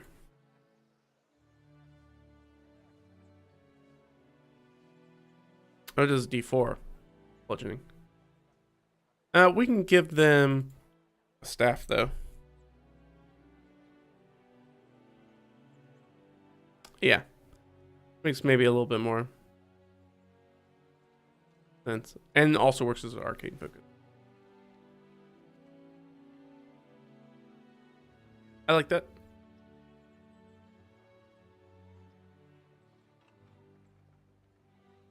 Do we care that they have a chain shirt? They can have a chain shirt. They know that they're going to go do dangerous things, so it makes sense that they would have some form of armor.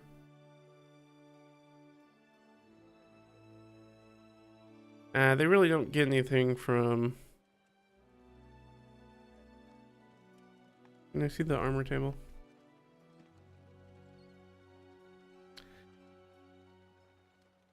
They've got a chain shirt.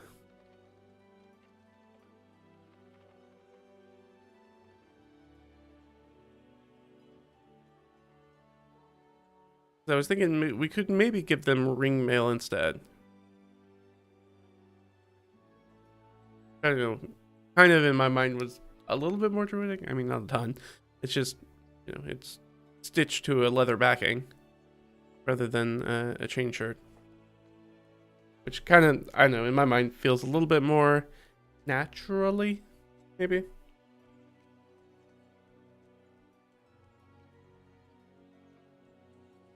But they don't have any dex modifier, so it's just going to be 13 with the chain shirt. So you don't necessarily want to. Ringmail would technically give them higher up, but it does give them disadvantage on stealth, which is fine. I don't think this person is particularly stealthy. No, I think I'll change that out for ringmail. So obviously we're moving a lot of more stuff around with this character, but we know what Kristoff's good at, so now we have to kind of like fill in the roles with this other painter. Okay. So we're gonna take him. We're gonna give him ringmail.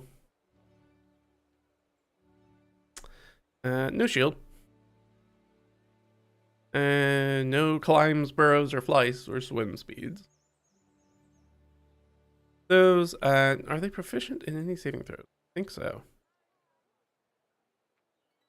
Strength and wisdom. No. Sorry. No, they're not. It's just, the save is the same as their mod. Not a +2 from proficiency. Alright, so nothing there.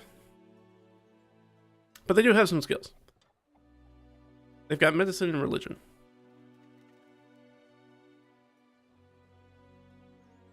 And we're going to give them religion.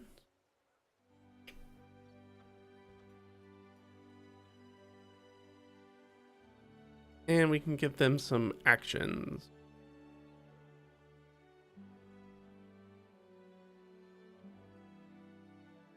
So I'm gonna take this mace, but this is actually gonna be some of the 2024, 2025 stuff is baffling to me. Now that opponents just do melee damage and then also radiant damage on top of that, and it's just, why? Why are we doing that? That is not a thing that PCs can do. It just seems weird. So we'll change some of that. So we're gonna be a staff.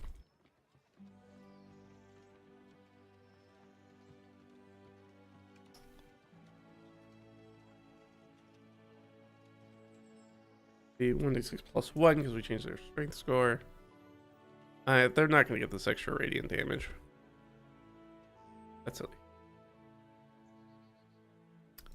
But they are gonna do a d8. And they're gonna do 6. Their attack roll is also going to go down to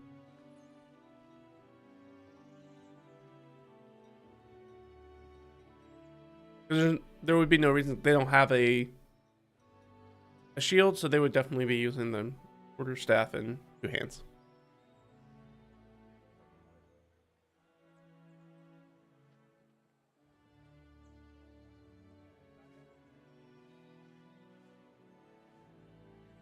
Then you have this radiant flame.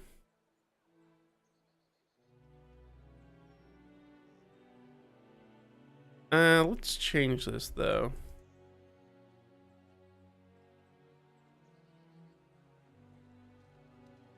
So intelligence will be their casting, so that'll all stay the same.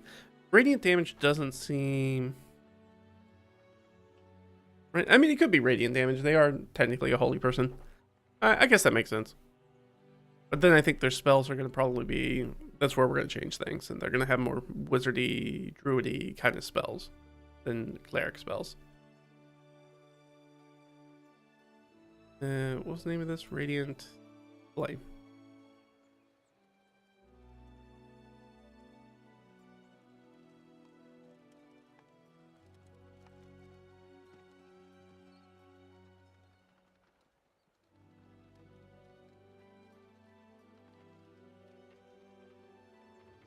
Alright. Then they have their spellcasting ability. Except they're going to use intelligence for their spellcasting. And they're going to get light and thaumaturgy. Which we're going to probably change. I'm definitely going to give... I generally don't give people light. Casters light because there are so many mundane ways to get light. You really don't need to waste a spell slot on it. Also, I just find it a little bit more fun that, hey, light is not a thing that's always guaranteed. Like somebody can put out your mundane light. I like that better.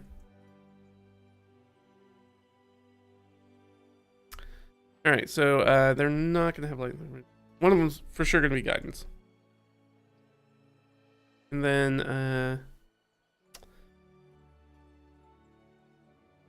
another good cantrip.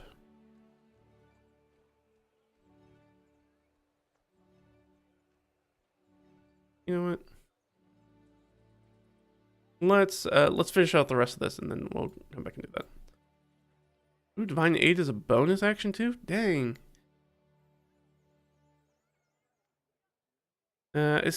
No, Sanctuary is not a bonus action, I don't think. Neither is Bless. Being able to do those spells as a bonus action is super powerful. And not have to take a spell slot. So we're gonna have that. We're gonna add that ability. Well, we can come back and edit that. And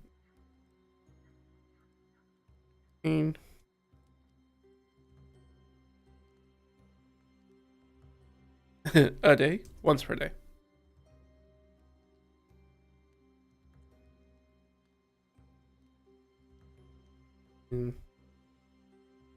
It's plus healing word or sanctuary, the same spellcasting ability. Spellcasting. Technically an action. Oh, sorry, that's a bonus action. Good gravy.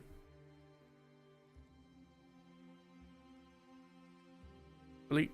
There we go. Alright, so spellcasting status, Radiant Flame, Divine Aid. So.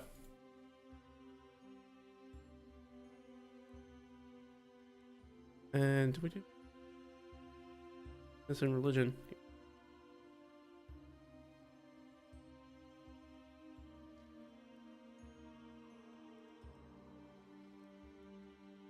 We need to change up their... Give them another cantrip. Which could just be Druidcraft. Maybe. We'll see. And then to determine whether we want this retainer sidekick to be an expert or a mage. They already have some magic. So being a mage is helpful.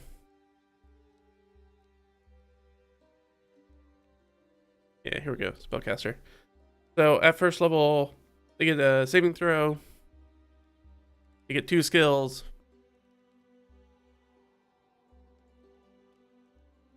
If it has a simpler martial weapon and stat block, which it did, it gets proficiency with all simple weapons. Gains the ability to cast spells. Mage, healer, or prodigy. Healer would put them in the cleric and druid area, but I kind of want them to be a little bit more wizardy, because I don't think that we're going to have that. His intelligence is one of our lower stats currently, so it's unlikely that I'm going to make... I'll just say this, that I'm not going to make another wizard. The last solo campaign had a wizard in it, and it's tough. It's tough playing a primary low-level wizard as your one solo PC. It is difficult. Leah did her thing. She was very successful. But I don't necessarily want to repeat that.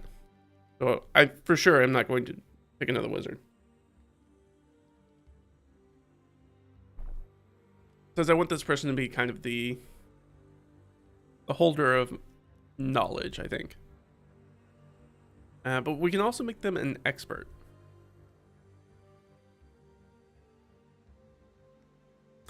Master of certain tasks or knowledge. They have to have at least one language in a stat block, which, yep, do have that. We get some bonus proficiencies, and we get the help action. Super useful. Which is really good for a character that we don't necessarily want to spend a lot of time focusing on combat, so they're just going to kind of do a lot of help actions. It gives them, and they can do that as a bonus action, which is super useful.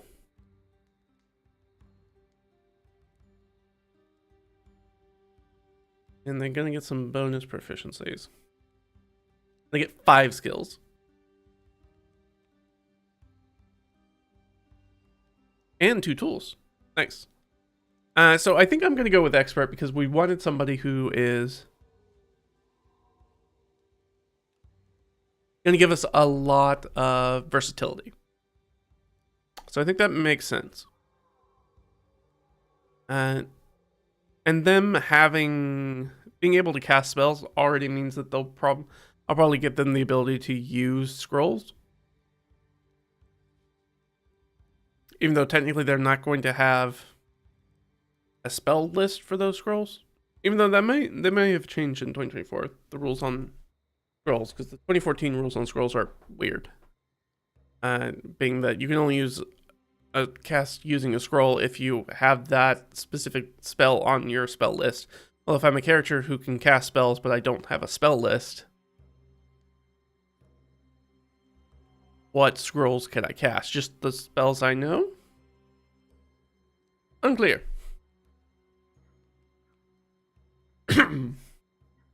But yeah, I think I want to shore us up because we know that this is going to be a lot of domain play. We're going to need there's probably going to be a buttload of skill checks. And those could mean the difference about whether we starve or freeze or other terrible things happen to us. And we do have somebody who has survival. So picking up 5 additional skills is really going to round things out for us. So I like that. I think we're going to go the expert route.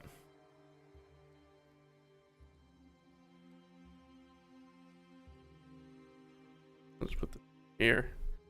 And the tag, let them know they are expert. All right. Before we jump into this, let's figure out what ancestry this person is. Let's roll our 2d10. 71. Great.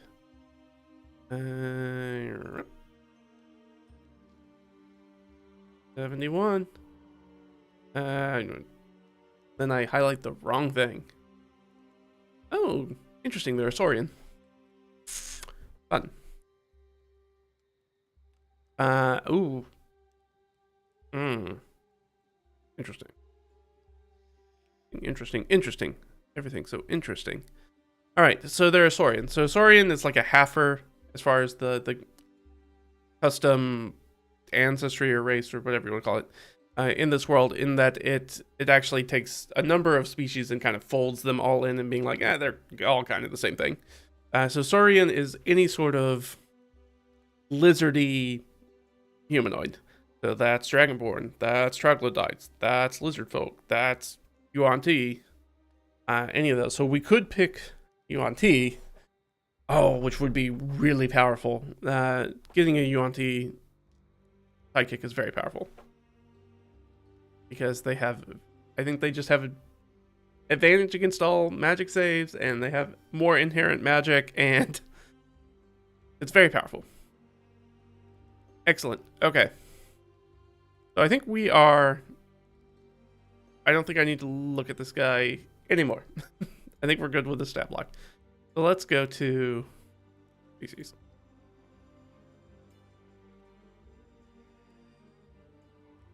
Okay. So we could go all the way down here. So we got lots of Dragonborn that we can choose from.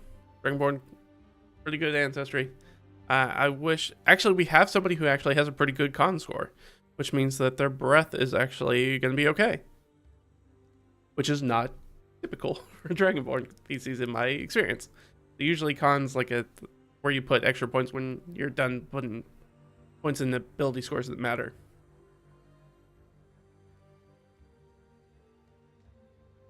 So if we could do one of these, that's very fun.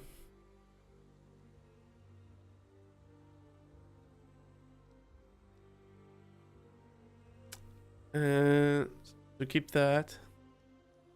Let's see, Gith, Dinky. Half elves, half orcs, halflings.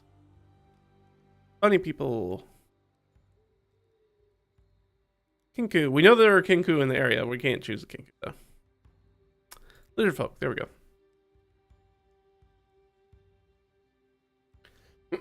So we get a bite, which would be nice. Hold breath, so that's fun. Have somebody who can do stuff underwater. There's a big lake that we're going to be right next to, and probably some swamp. Actually, a lot of swamp and marsh, so that's actually very useful. We can throw ourselves into a feeding frenzy. Your attack hits, it deals normal damage, and you gain temporary hit points equal to your proficiency bonus. I mean, that's something. You can do it a number of times equal to your proficiency bonus, and you regain all expended uses when you finish a long rest. Alright, so twice per day. We get natural armor. Oh, that's actually better. I like having natural armor over the ringmail. And keeps actually our AC exactly where it was. Nature's intuition. Thanks to your mystical connection to nature, you gain proficiency in 2 of the following skills of your choice. Animal handling, this. We can just load them up. This guy's going to have so many skills. He could end up with, that's like 5, 6, 7, 8, 9 skills? 9 skills? Woo! That's a lot of skills. Alright, lizard folk right now, top tier. That's what we're looking at. Love it. All these things would be, like every single one of these things can be in some way kind of useful for us. Not doing plasmoids. Rhymekin. Not a Loxodon.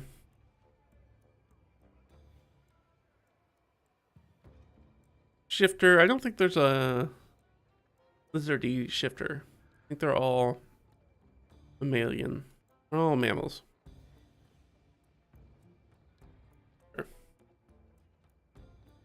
Thread crane's a little outside of what we're trying to do. And then UNT is down there at the bottom. Okay, UNT. Magic resistance. You just have advantage against saving throws against spells. So powerful. Yeah, if you make a UNT PC, it's especially at higher levels, man, you're just good. You're just good at stuff. Poison resilience, which is nice. Serpentine spell casting. Poison spray. Friendship an unlimited number of times. You can target only snakes. Starting at 3rd level, you can cast Suggestion with this trait, which is a very powerful spell. Suggestion is one of those spells that kind of flies under the radar, but in the last campaign, before I was playing this dwarf with an axe, in our last campaign with the DM, I had a spellcaster with Suggestion, and man, used that a number of times, I can tell you. Suggestion is very good for outside of combat, because you have concentration up to 8 hours on it, and you're just like, hey, you can be incredibly vague with the things that you want to do. The suggestion must sound achievable and not involve anything that would obviously deal damage to the target or its allies. For example, you could say, fetch the key to the cult's treasure vault and give the key to me. So, highly abusive. Like, very easy to abuse. Must succeed on the wisdom saving throw or have the charmed condition for the duration. Especially in that campaign they were playing, there were a lot of humanoid enemies, and humanoids, most are not immune to the charm condition, though a lot of monsters are. But anytime we just dealt with people, it'd be like, I can just make this person, we're outside of combat, so I could just hold this concentration basically all day. And we would do things like we would capture like a bandit or something like that and be like, hey, sit down at this table and I want you to, in excruciating detail, tell us everything about your lair and organization. And for the next 8 hours, we're just going to learn everything about your organization and your lair, the dungeon. Very abusable. It's a very, very powerful spell.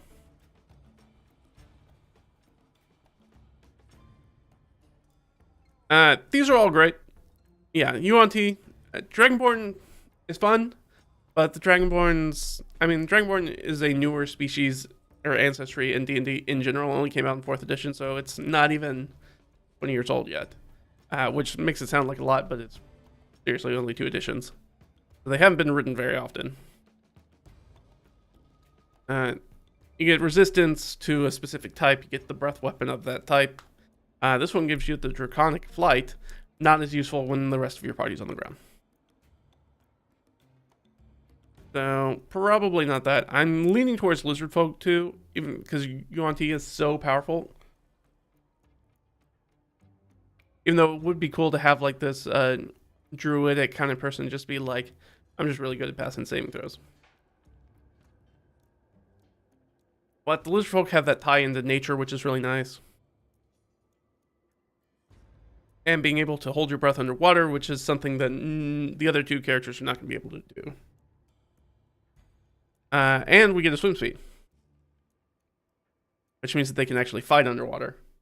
Because fighting underwater is really bad if you don't have a swim speed.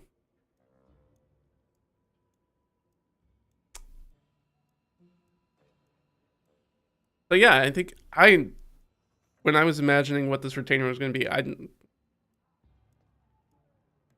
Saurian, like a lizard, somebody with scales was nowhere within my mindset. And now it is, and I'm like, this is totally great. Totally unexpected. Love it. So good. Yeah, let's go with lizard folk.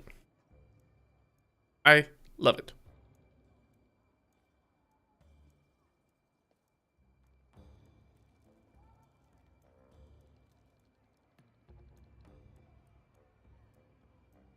And then we're going to need a name for them. So I'm going to roll an oracle roll. If I roll 11 or higher, they're going to have basically a Germanic name like everybody else. And I think that's likely rather than dragonborny, lizardy kind of name. All right, well, I said 11 or higher, but with our +3, that gets us there, because I think it's likely. And our lore keeper is going to be of the feminine persuasion. So 57. Their name is Gertrude. Love it.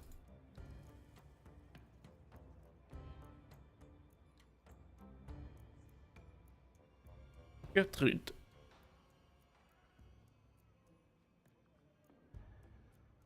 All right, lore keeper.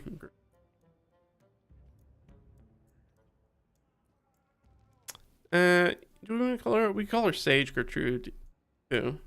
I'll stick with lore keeper for right now. So I think we get this idea, and we're starting to understand kind of maybe how the retainers have ended up in this arrangement. We think that Gertrude is probably a little unsettling to a lot of people. She has this very strong tie to nature. She's almost got this kind of almost feral kind of instinct to her. But she's smart as a whip. And very, very knowledgeable, but maybe not the most personable person in the world. And so we kind of understand where somebody's like, you know, we're sending people to like the far edge of the kingdom or the princedom. Well, Gertrude, why don't you go? You go with them. And then Christoph is, we think, an older half-elf who's probably past his prime at this point. So still very capable, very strong, but now it's like, I'm going to move to a place that's maybe getting me close to where I can settle down, maybe. I like it.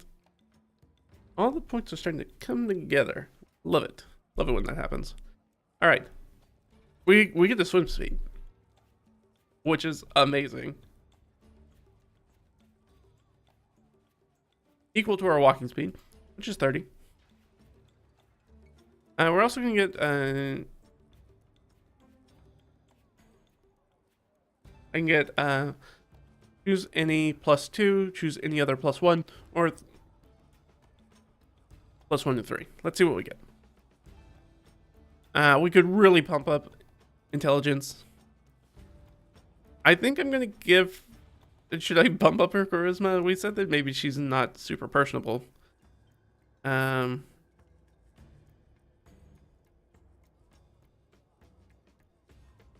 Charisma is weird because charisma doesn't necessarily mean that she's personable, because that's also intimidate too.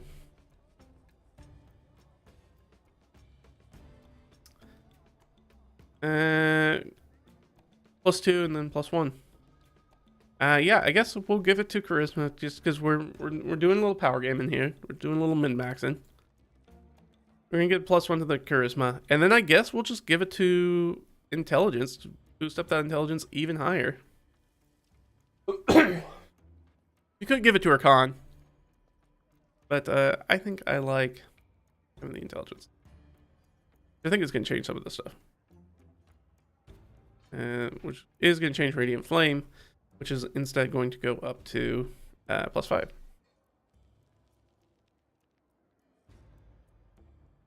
And this was...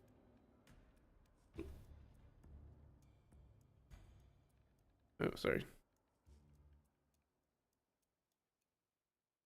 I screwed that up. Action, not ability. There we go. Here. Richard does in fact use intelligence for spellcasting.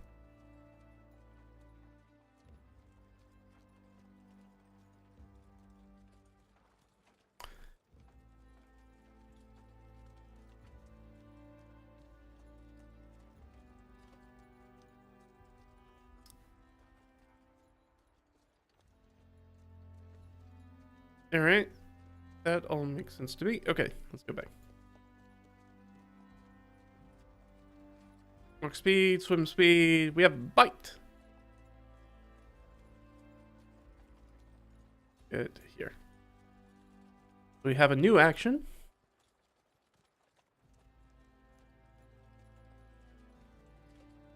bite. And you hit with it, it's deal 1d6 plus your strength modifier, slashing damage, not piercing damage. Why? A bite is generally piercing damage. Why is it listed as slashing damage? Alright. Anyways.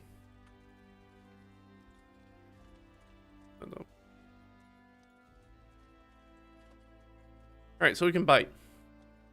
We can also hold our breath, which will be very useful for us.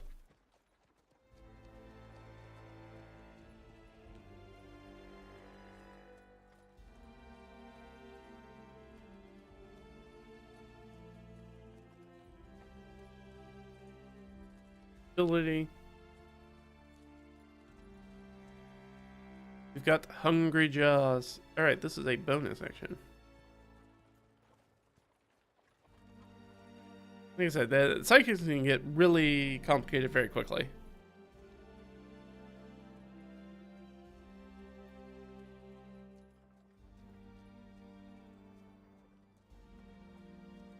Bonus action, because we've got 2 abilities, 3 actions, 2 bonus actions, and we are not done yet.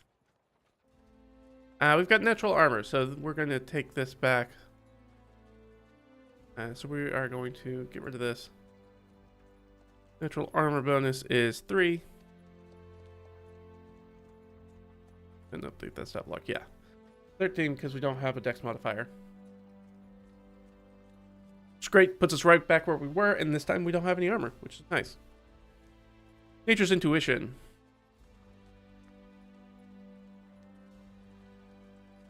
You gain proficiency in 2 of the following skills of your choice: animal handling, medicine, nature, perception, stealth, or survival. I think as nature's intuition, I think nature and perception make the most sense as being skills that you would learn from the natural world. Rather than formal education of it, which would be like nature. Yeah, stealth and perception, I feel like makes the most sense because we already have somebody who has survival. Yeah, I'm gonna say perception stealth. We're kind of splitting hairs here because we're gonna end up with a lot of proficiencies.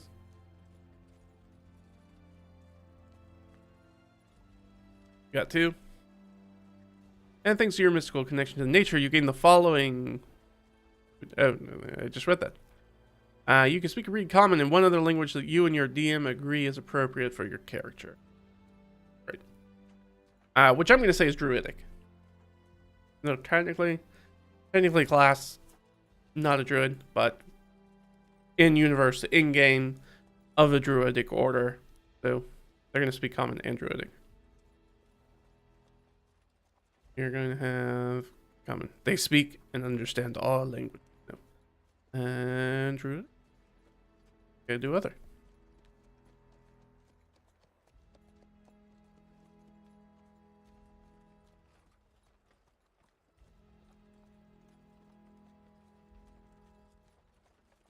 I believe our acolyte is technically CR 1/4.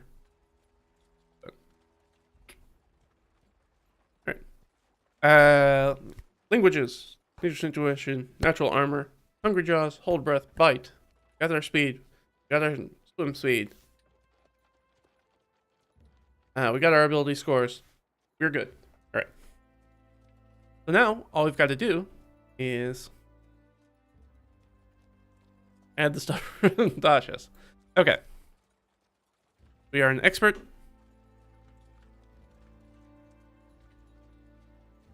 You can speak at least 1 language. 1 saving throw of our choice: dexterity, intelligence, or charisma. Dex, int, or charisma.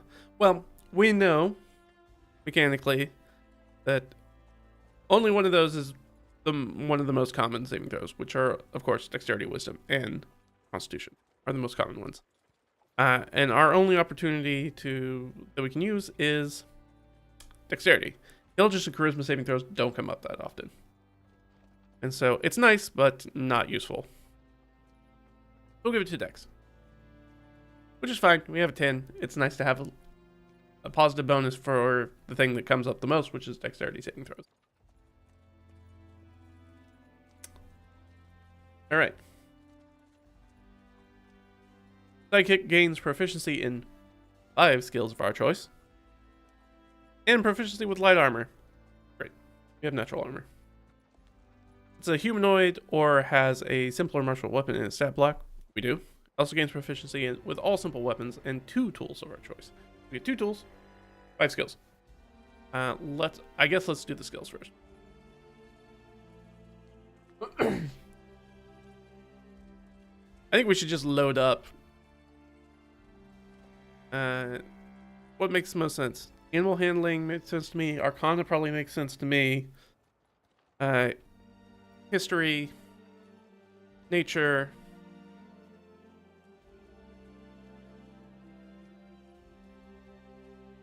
Yeah, so I'm just gonna go down the line. 1, 2, 3. Insight doesn't seem like it would be. Probably investigation. 4. And I think we're gonna have nature.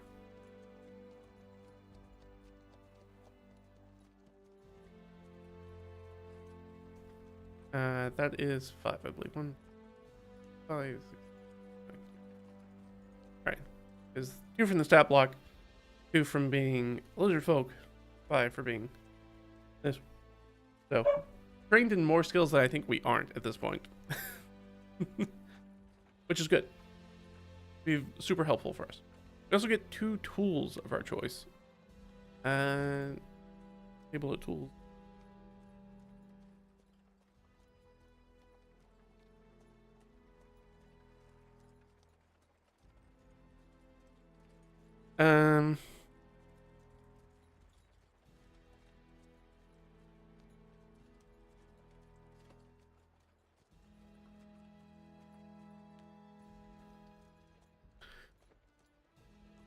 Yeah, I think we said definitely herbalism kit, which I think will give us the ability to.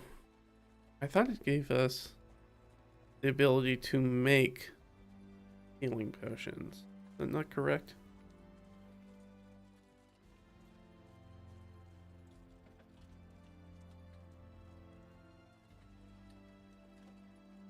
Potable water. By substance or alchemist supplies. I think either one allows you to do it.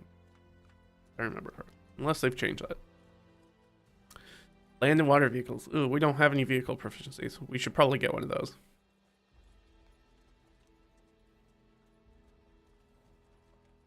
Maybe I'll give them water vehicle proficiency, which is a little, and that's a little silly because they can swim. It's like if all the people who are more likely to be in the water and not in a boat, it would be silly to give that person the vehicle proficiency that they're not going to be in. But land vehicle, maybe. I like that.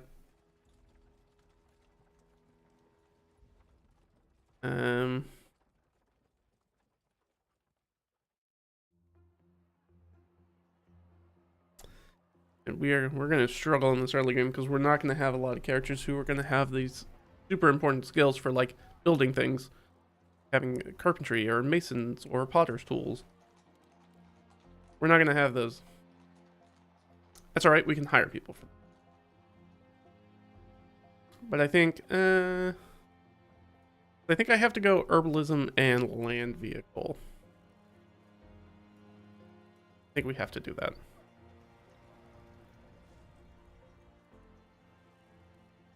Is there a way to do?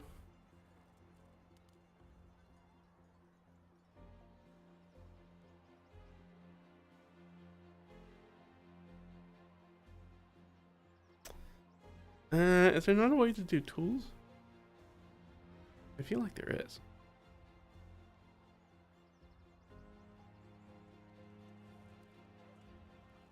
No, I guess not. That's okay. We can add it as an ability.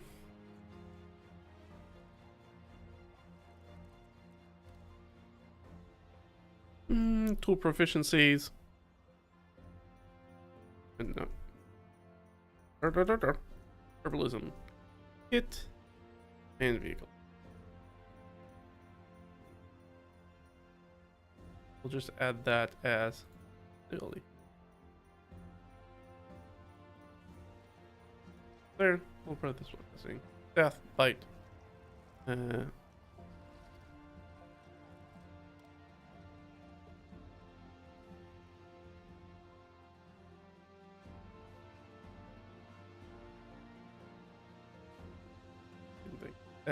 Yes.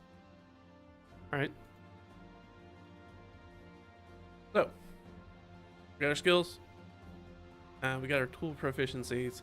We also are adept at giving help, so we can do the help action. And I think I'll put this as helpful.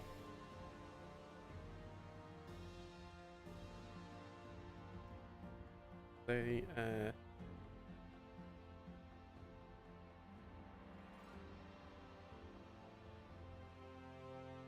can get, you can take the help action as a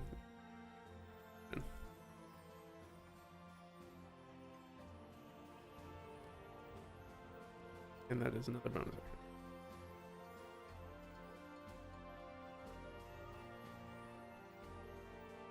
So obviously, Gertrude, much more involved stat block. They're probably gonna go with the double, just because it makes it a little easier to parse.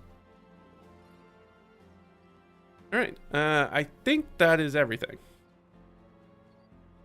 I'm sure I'm forgetting something. I don't know what that is, but I think that's everything.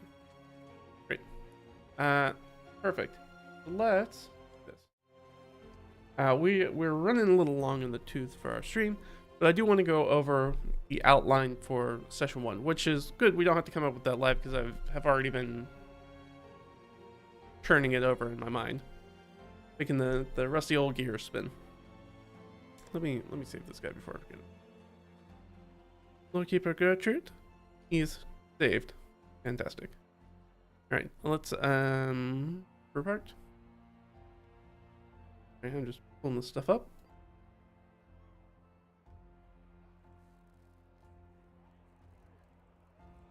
Okay.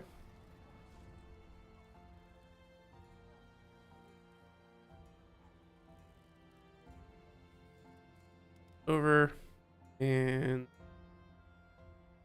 I know you guys can't see anything, but that's okay. We're gonna get to it. Session outline.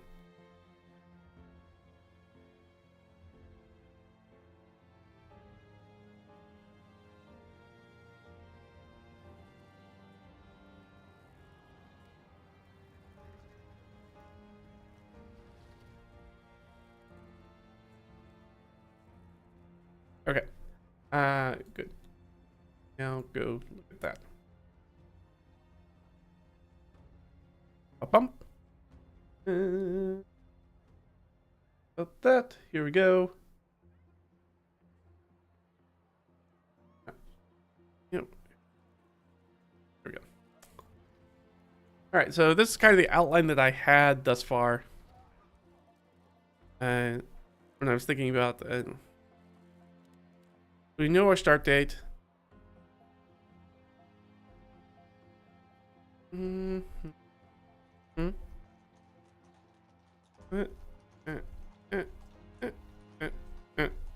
Sorry. There we go. All right. All right. So this is kind of the outline that I had because I think that the session 1's going to be pretty structured because we have a goal that we're trying to get to pretty quickly. So that is our plan. But in general would be usually I don't plan a solo session. I mean, we have generally an idea of what we're trying to do each session when we start off, but part of the fun of playing a solo game is that the dice kind of decide a whole bunch of that. So I'm like, once the starter gun goes off, we're off to the races, and we start rolling dice, and things start happening, and we don't know where we're going. But session 1's very specific because we're doing a lot of setup. So, this is going to actually technically be the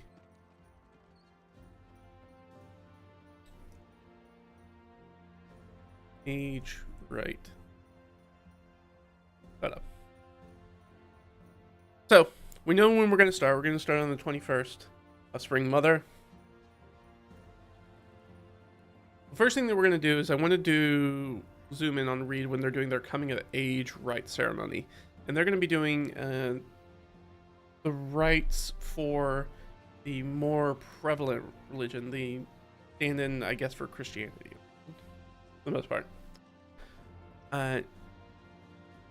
And we're going to talk about like why this religion, because I think that he's already done the folk rite, the one that is like their primary faith. And I think that there's going to be some discussion. I think this is going to be the prince, because I think the prince is very much not into this, and I think we're going to have a conversation with either Prince Hells or Prince Hells' advisor, maybe, as to like, why are you doing this? Because this is going to be kind of frowned upon from his perspective. And I think that our character is going to have to talk about like, look, like there's a ceremony that's coming up, but our character knows what's about to happen to them. They know that they're about to be enfeoffed, that they're about to be given land, and they have a general idea of where that's going to be. They're like, look, you're about to send me off by my lonesome, past the borders of the princedom, to set up shop right next to Magistros Laios' lands. He has converted faith, and the church is right there. I need to show them that I'm not immediately going to be like hostile or against them. So this is more of just kind of a nod to be like, look, we can have open discussions, have open relations. These are not, they don't need to worry that I'm going to start ransacking their temples and churches and things like that. Coming across their borders to do that, and some sort of holy or something like that. This is going to be the discussion with the prince. Then I think we're going to jump in and we're talking about the two retainers meeting up. So that will be Gertrude and Christoph meeting. Probably for the first time. Maybe not for the first time. They might know each other a little bit, but probably not well. And talk about them meeting and going to get Reed. So I think in my mind I was thinking it's Christoph picking up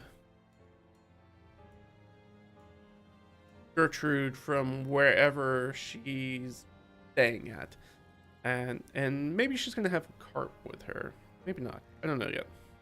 And she has that land vehicle proficiency, it could give her a cart.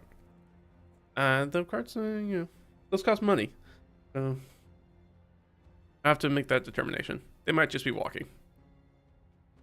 All right, so this coming of age rite, so Reed will have already done the actual important rite that will have happened on the vernal equinox, on the spring equinox. They did that. They did the ritual cleansing in the running water. That was the very sort of like druid folklore, folk religion. And this one is the proper religion one, where he's supposed to sit a vigil, a lone vigil. We'll do a little reflection on the backstory of things that have happened to Reed in the past and how he got to where he is now. And talk about maybe some potential obstacles are going to need to overcome very quickly. I think we're going to jump back. We're going to find that the two retainers are going to come discover that the young lord is in danger in some way. What is each? We're going to find out what each is running to or from with this new opportunity with Reed. We talked a little bit about this today as to why we think they're tied up with Reed, and why are they invested in saving Reed? Like, why is this important to them once they get that knowledge that they are spurred to action, essentially?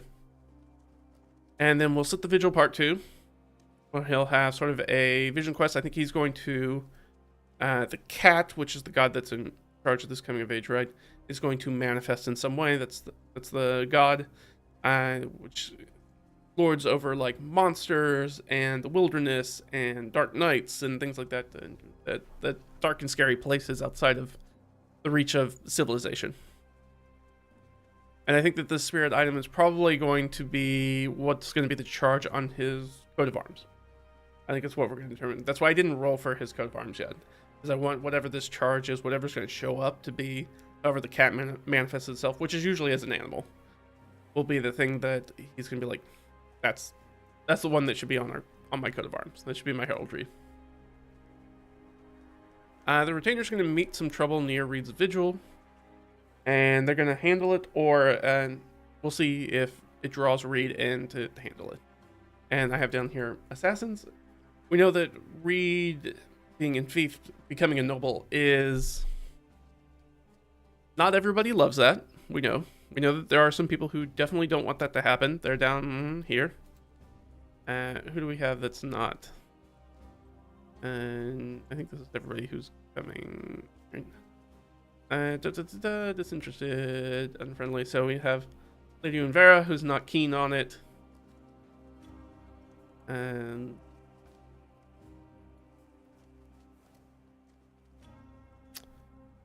who else is not? Bishop Akun.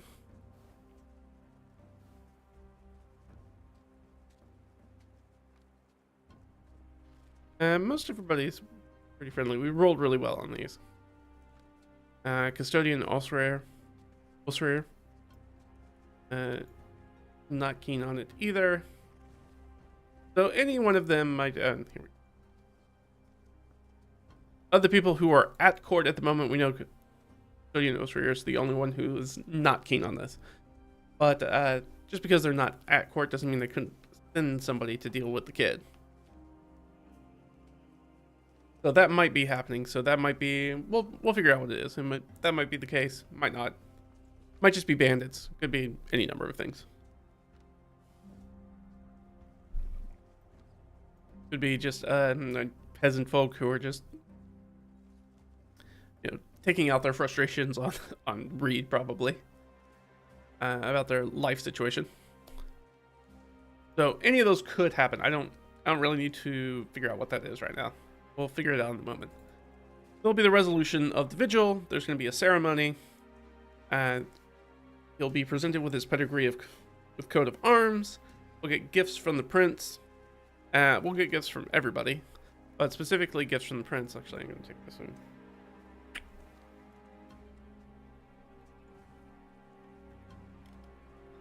Here. And I'm going to put here because it needs to be the most magnanimous. And I won't know that until I get the gifts from everybody else. So there'll be the presenting of all that stuff. There's going to be like a little reception after the ceremony, so he'll have an opportunity to talk to some of the people who are at court. Some of the people who are friendly to him, some of the people who are very neutral. Most of the people are neutral, don't really know anything about Reed. They know of him, and they've definitely spoken to him because he lives at court. So they've been around him a lot, but they're just like, I didn't spend a lot of time talking to a kid. Everybody else is like adults, and now he's officially an adult. So he'll get some gifts and words of encouragement from friends and things, and probably get a little bit of derision, maybe some veiled threats from the, I guess, Osrir, because nobody else is at court who doesn't like him specifically. And then once I know what all the gifts, the things that people do give him, that'll be part of this like reception and ceremony. People like giving him things to set off on his way and make his home. Then that gives the opportunity for the prince to swoop in at the end and give like the highest level of gift. But we won't know what that is until we figure out what all the gifts are, and I'm gonna roll those live to figure out what people are gonna give him. And then the prince will swoop in and give more than anybody else. Make sure that he gives the best gifts. And then at the end of each session, we're going to roll that 1d6 and add it to Reed's ability score, showcasing his quick maturation. He's going to have to grow real quick. And upon reaching the fief at the end of his journey, Reed will gain his first level in whatever D&D class that's going to be. Once we start rolling the dice, we'll have to make that decision whether our stats align with it or not, and we're going to be stuck with it. So hopefully we know what we're going to be doing. At each level up, Reed has the ability to reroll one ability score, or 1d6 that resulted in a 1, and we're keeping track of that over here. Where is it at? There we go. So when he levels up to first level, he might have the opportunity to reroll one of those ones on his strength or dexterity, which would be very, very good. Very keen for us if he can do that. But that is the plan for the session. So we're basically going to do that, going to do the big ceremony, then we're going to try to make our way off. I don't know if we'll get our way off in that first session. And we know the path that we're going to be taking. I don't have the map up, but we know the general path that we're going to be taking. I've also been working on those points of interest. And take a look at that right before we log off. So I've been working on the county map. So we've got Pondweed Fake Village, the White Birch Inn, Reindeer Hill, the Bandit Step, Verislav's Tomb, the Shield Crab's Glow, Yorg's Island, Brookland, Swamp Moss, and then I'm still kind of figuring out some of this last little bit that we need to do. Basically, just need to figure out these little guys down here, and we'll be almost done. Got a few that we need to finish off these guys down here. Then we should be done. And then we have the repairs on Green Lake Ferry. So we have to figure out a way to get across that water. Now, can't really swim it. It's a lot of miles, so can't really swim it, even though we have one person who would be able to swim it. And we didn't take anybody with water vehicle proficiency, so nobody's going to be able to... I mean, we could try to take a boat, but it would be very dangerous, because we don't know what we're doing. So we're going to have to find somebody to take us across, which is potentially going to the Brookland. Brookland is one way to go. But there's also this other crossing here that I have not put together yet. We'll find out what it is. We can also take the northern route. I don't think we're going to do that because if we take the southern route, we're going to pass through some of our friendly and allied territories, which we prefer, rather than being stuck out on the road on our own, which is a good way to get our neophyte 0-level character killed real quick. So we're going to try to stay in friendly lands and hope that things go well for us. But that's it for this one, guys. Thanks for hanging out with me. It was fun to do these. Jump in. I'm very excited. So next time, I'm going to finish this up, and next time we're going to just start playing. Because, I mean, there's so many points of interest that I could continue futzing around with the map and working on stuff, and we could keep building and building and building, but we've gotten to the point where we need to basically stop world building and start playing. And we are for sure at that point now. So we have our retainers. We have Reed build out. Next time, we'll see you guys, and we'll start with the vigil and meet our retainers in person and figure out our gifts and where we're going. Thanks for hanging out. Make sure to tune in next time, and that's what we're going to do. But until then, I hope you guys have a great week. See you guys later. All right? Bye.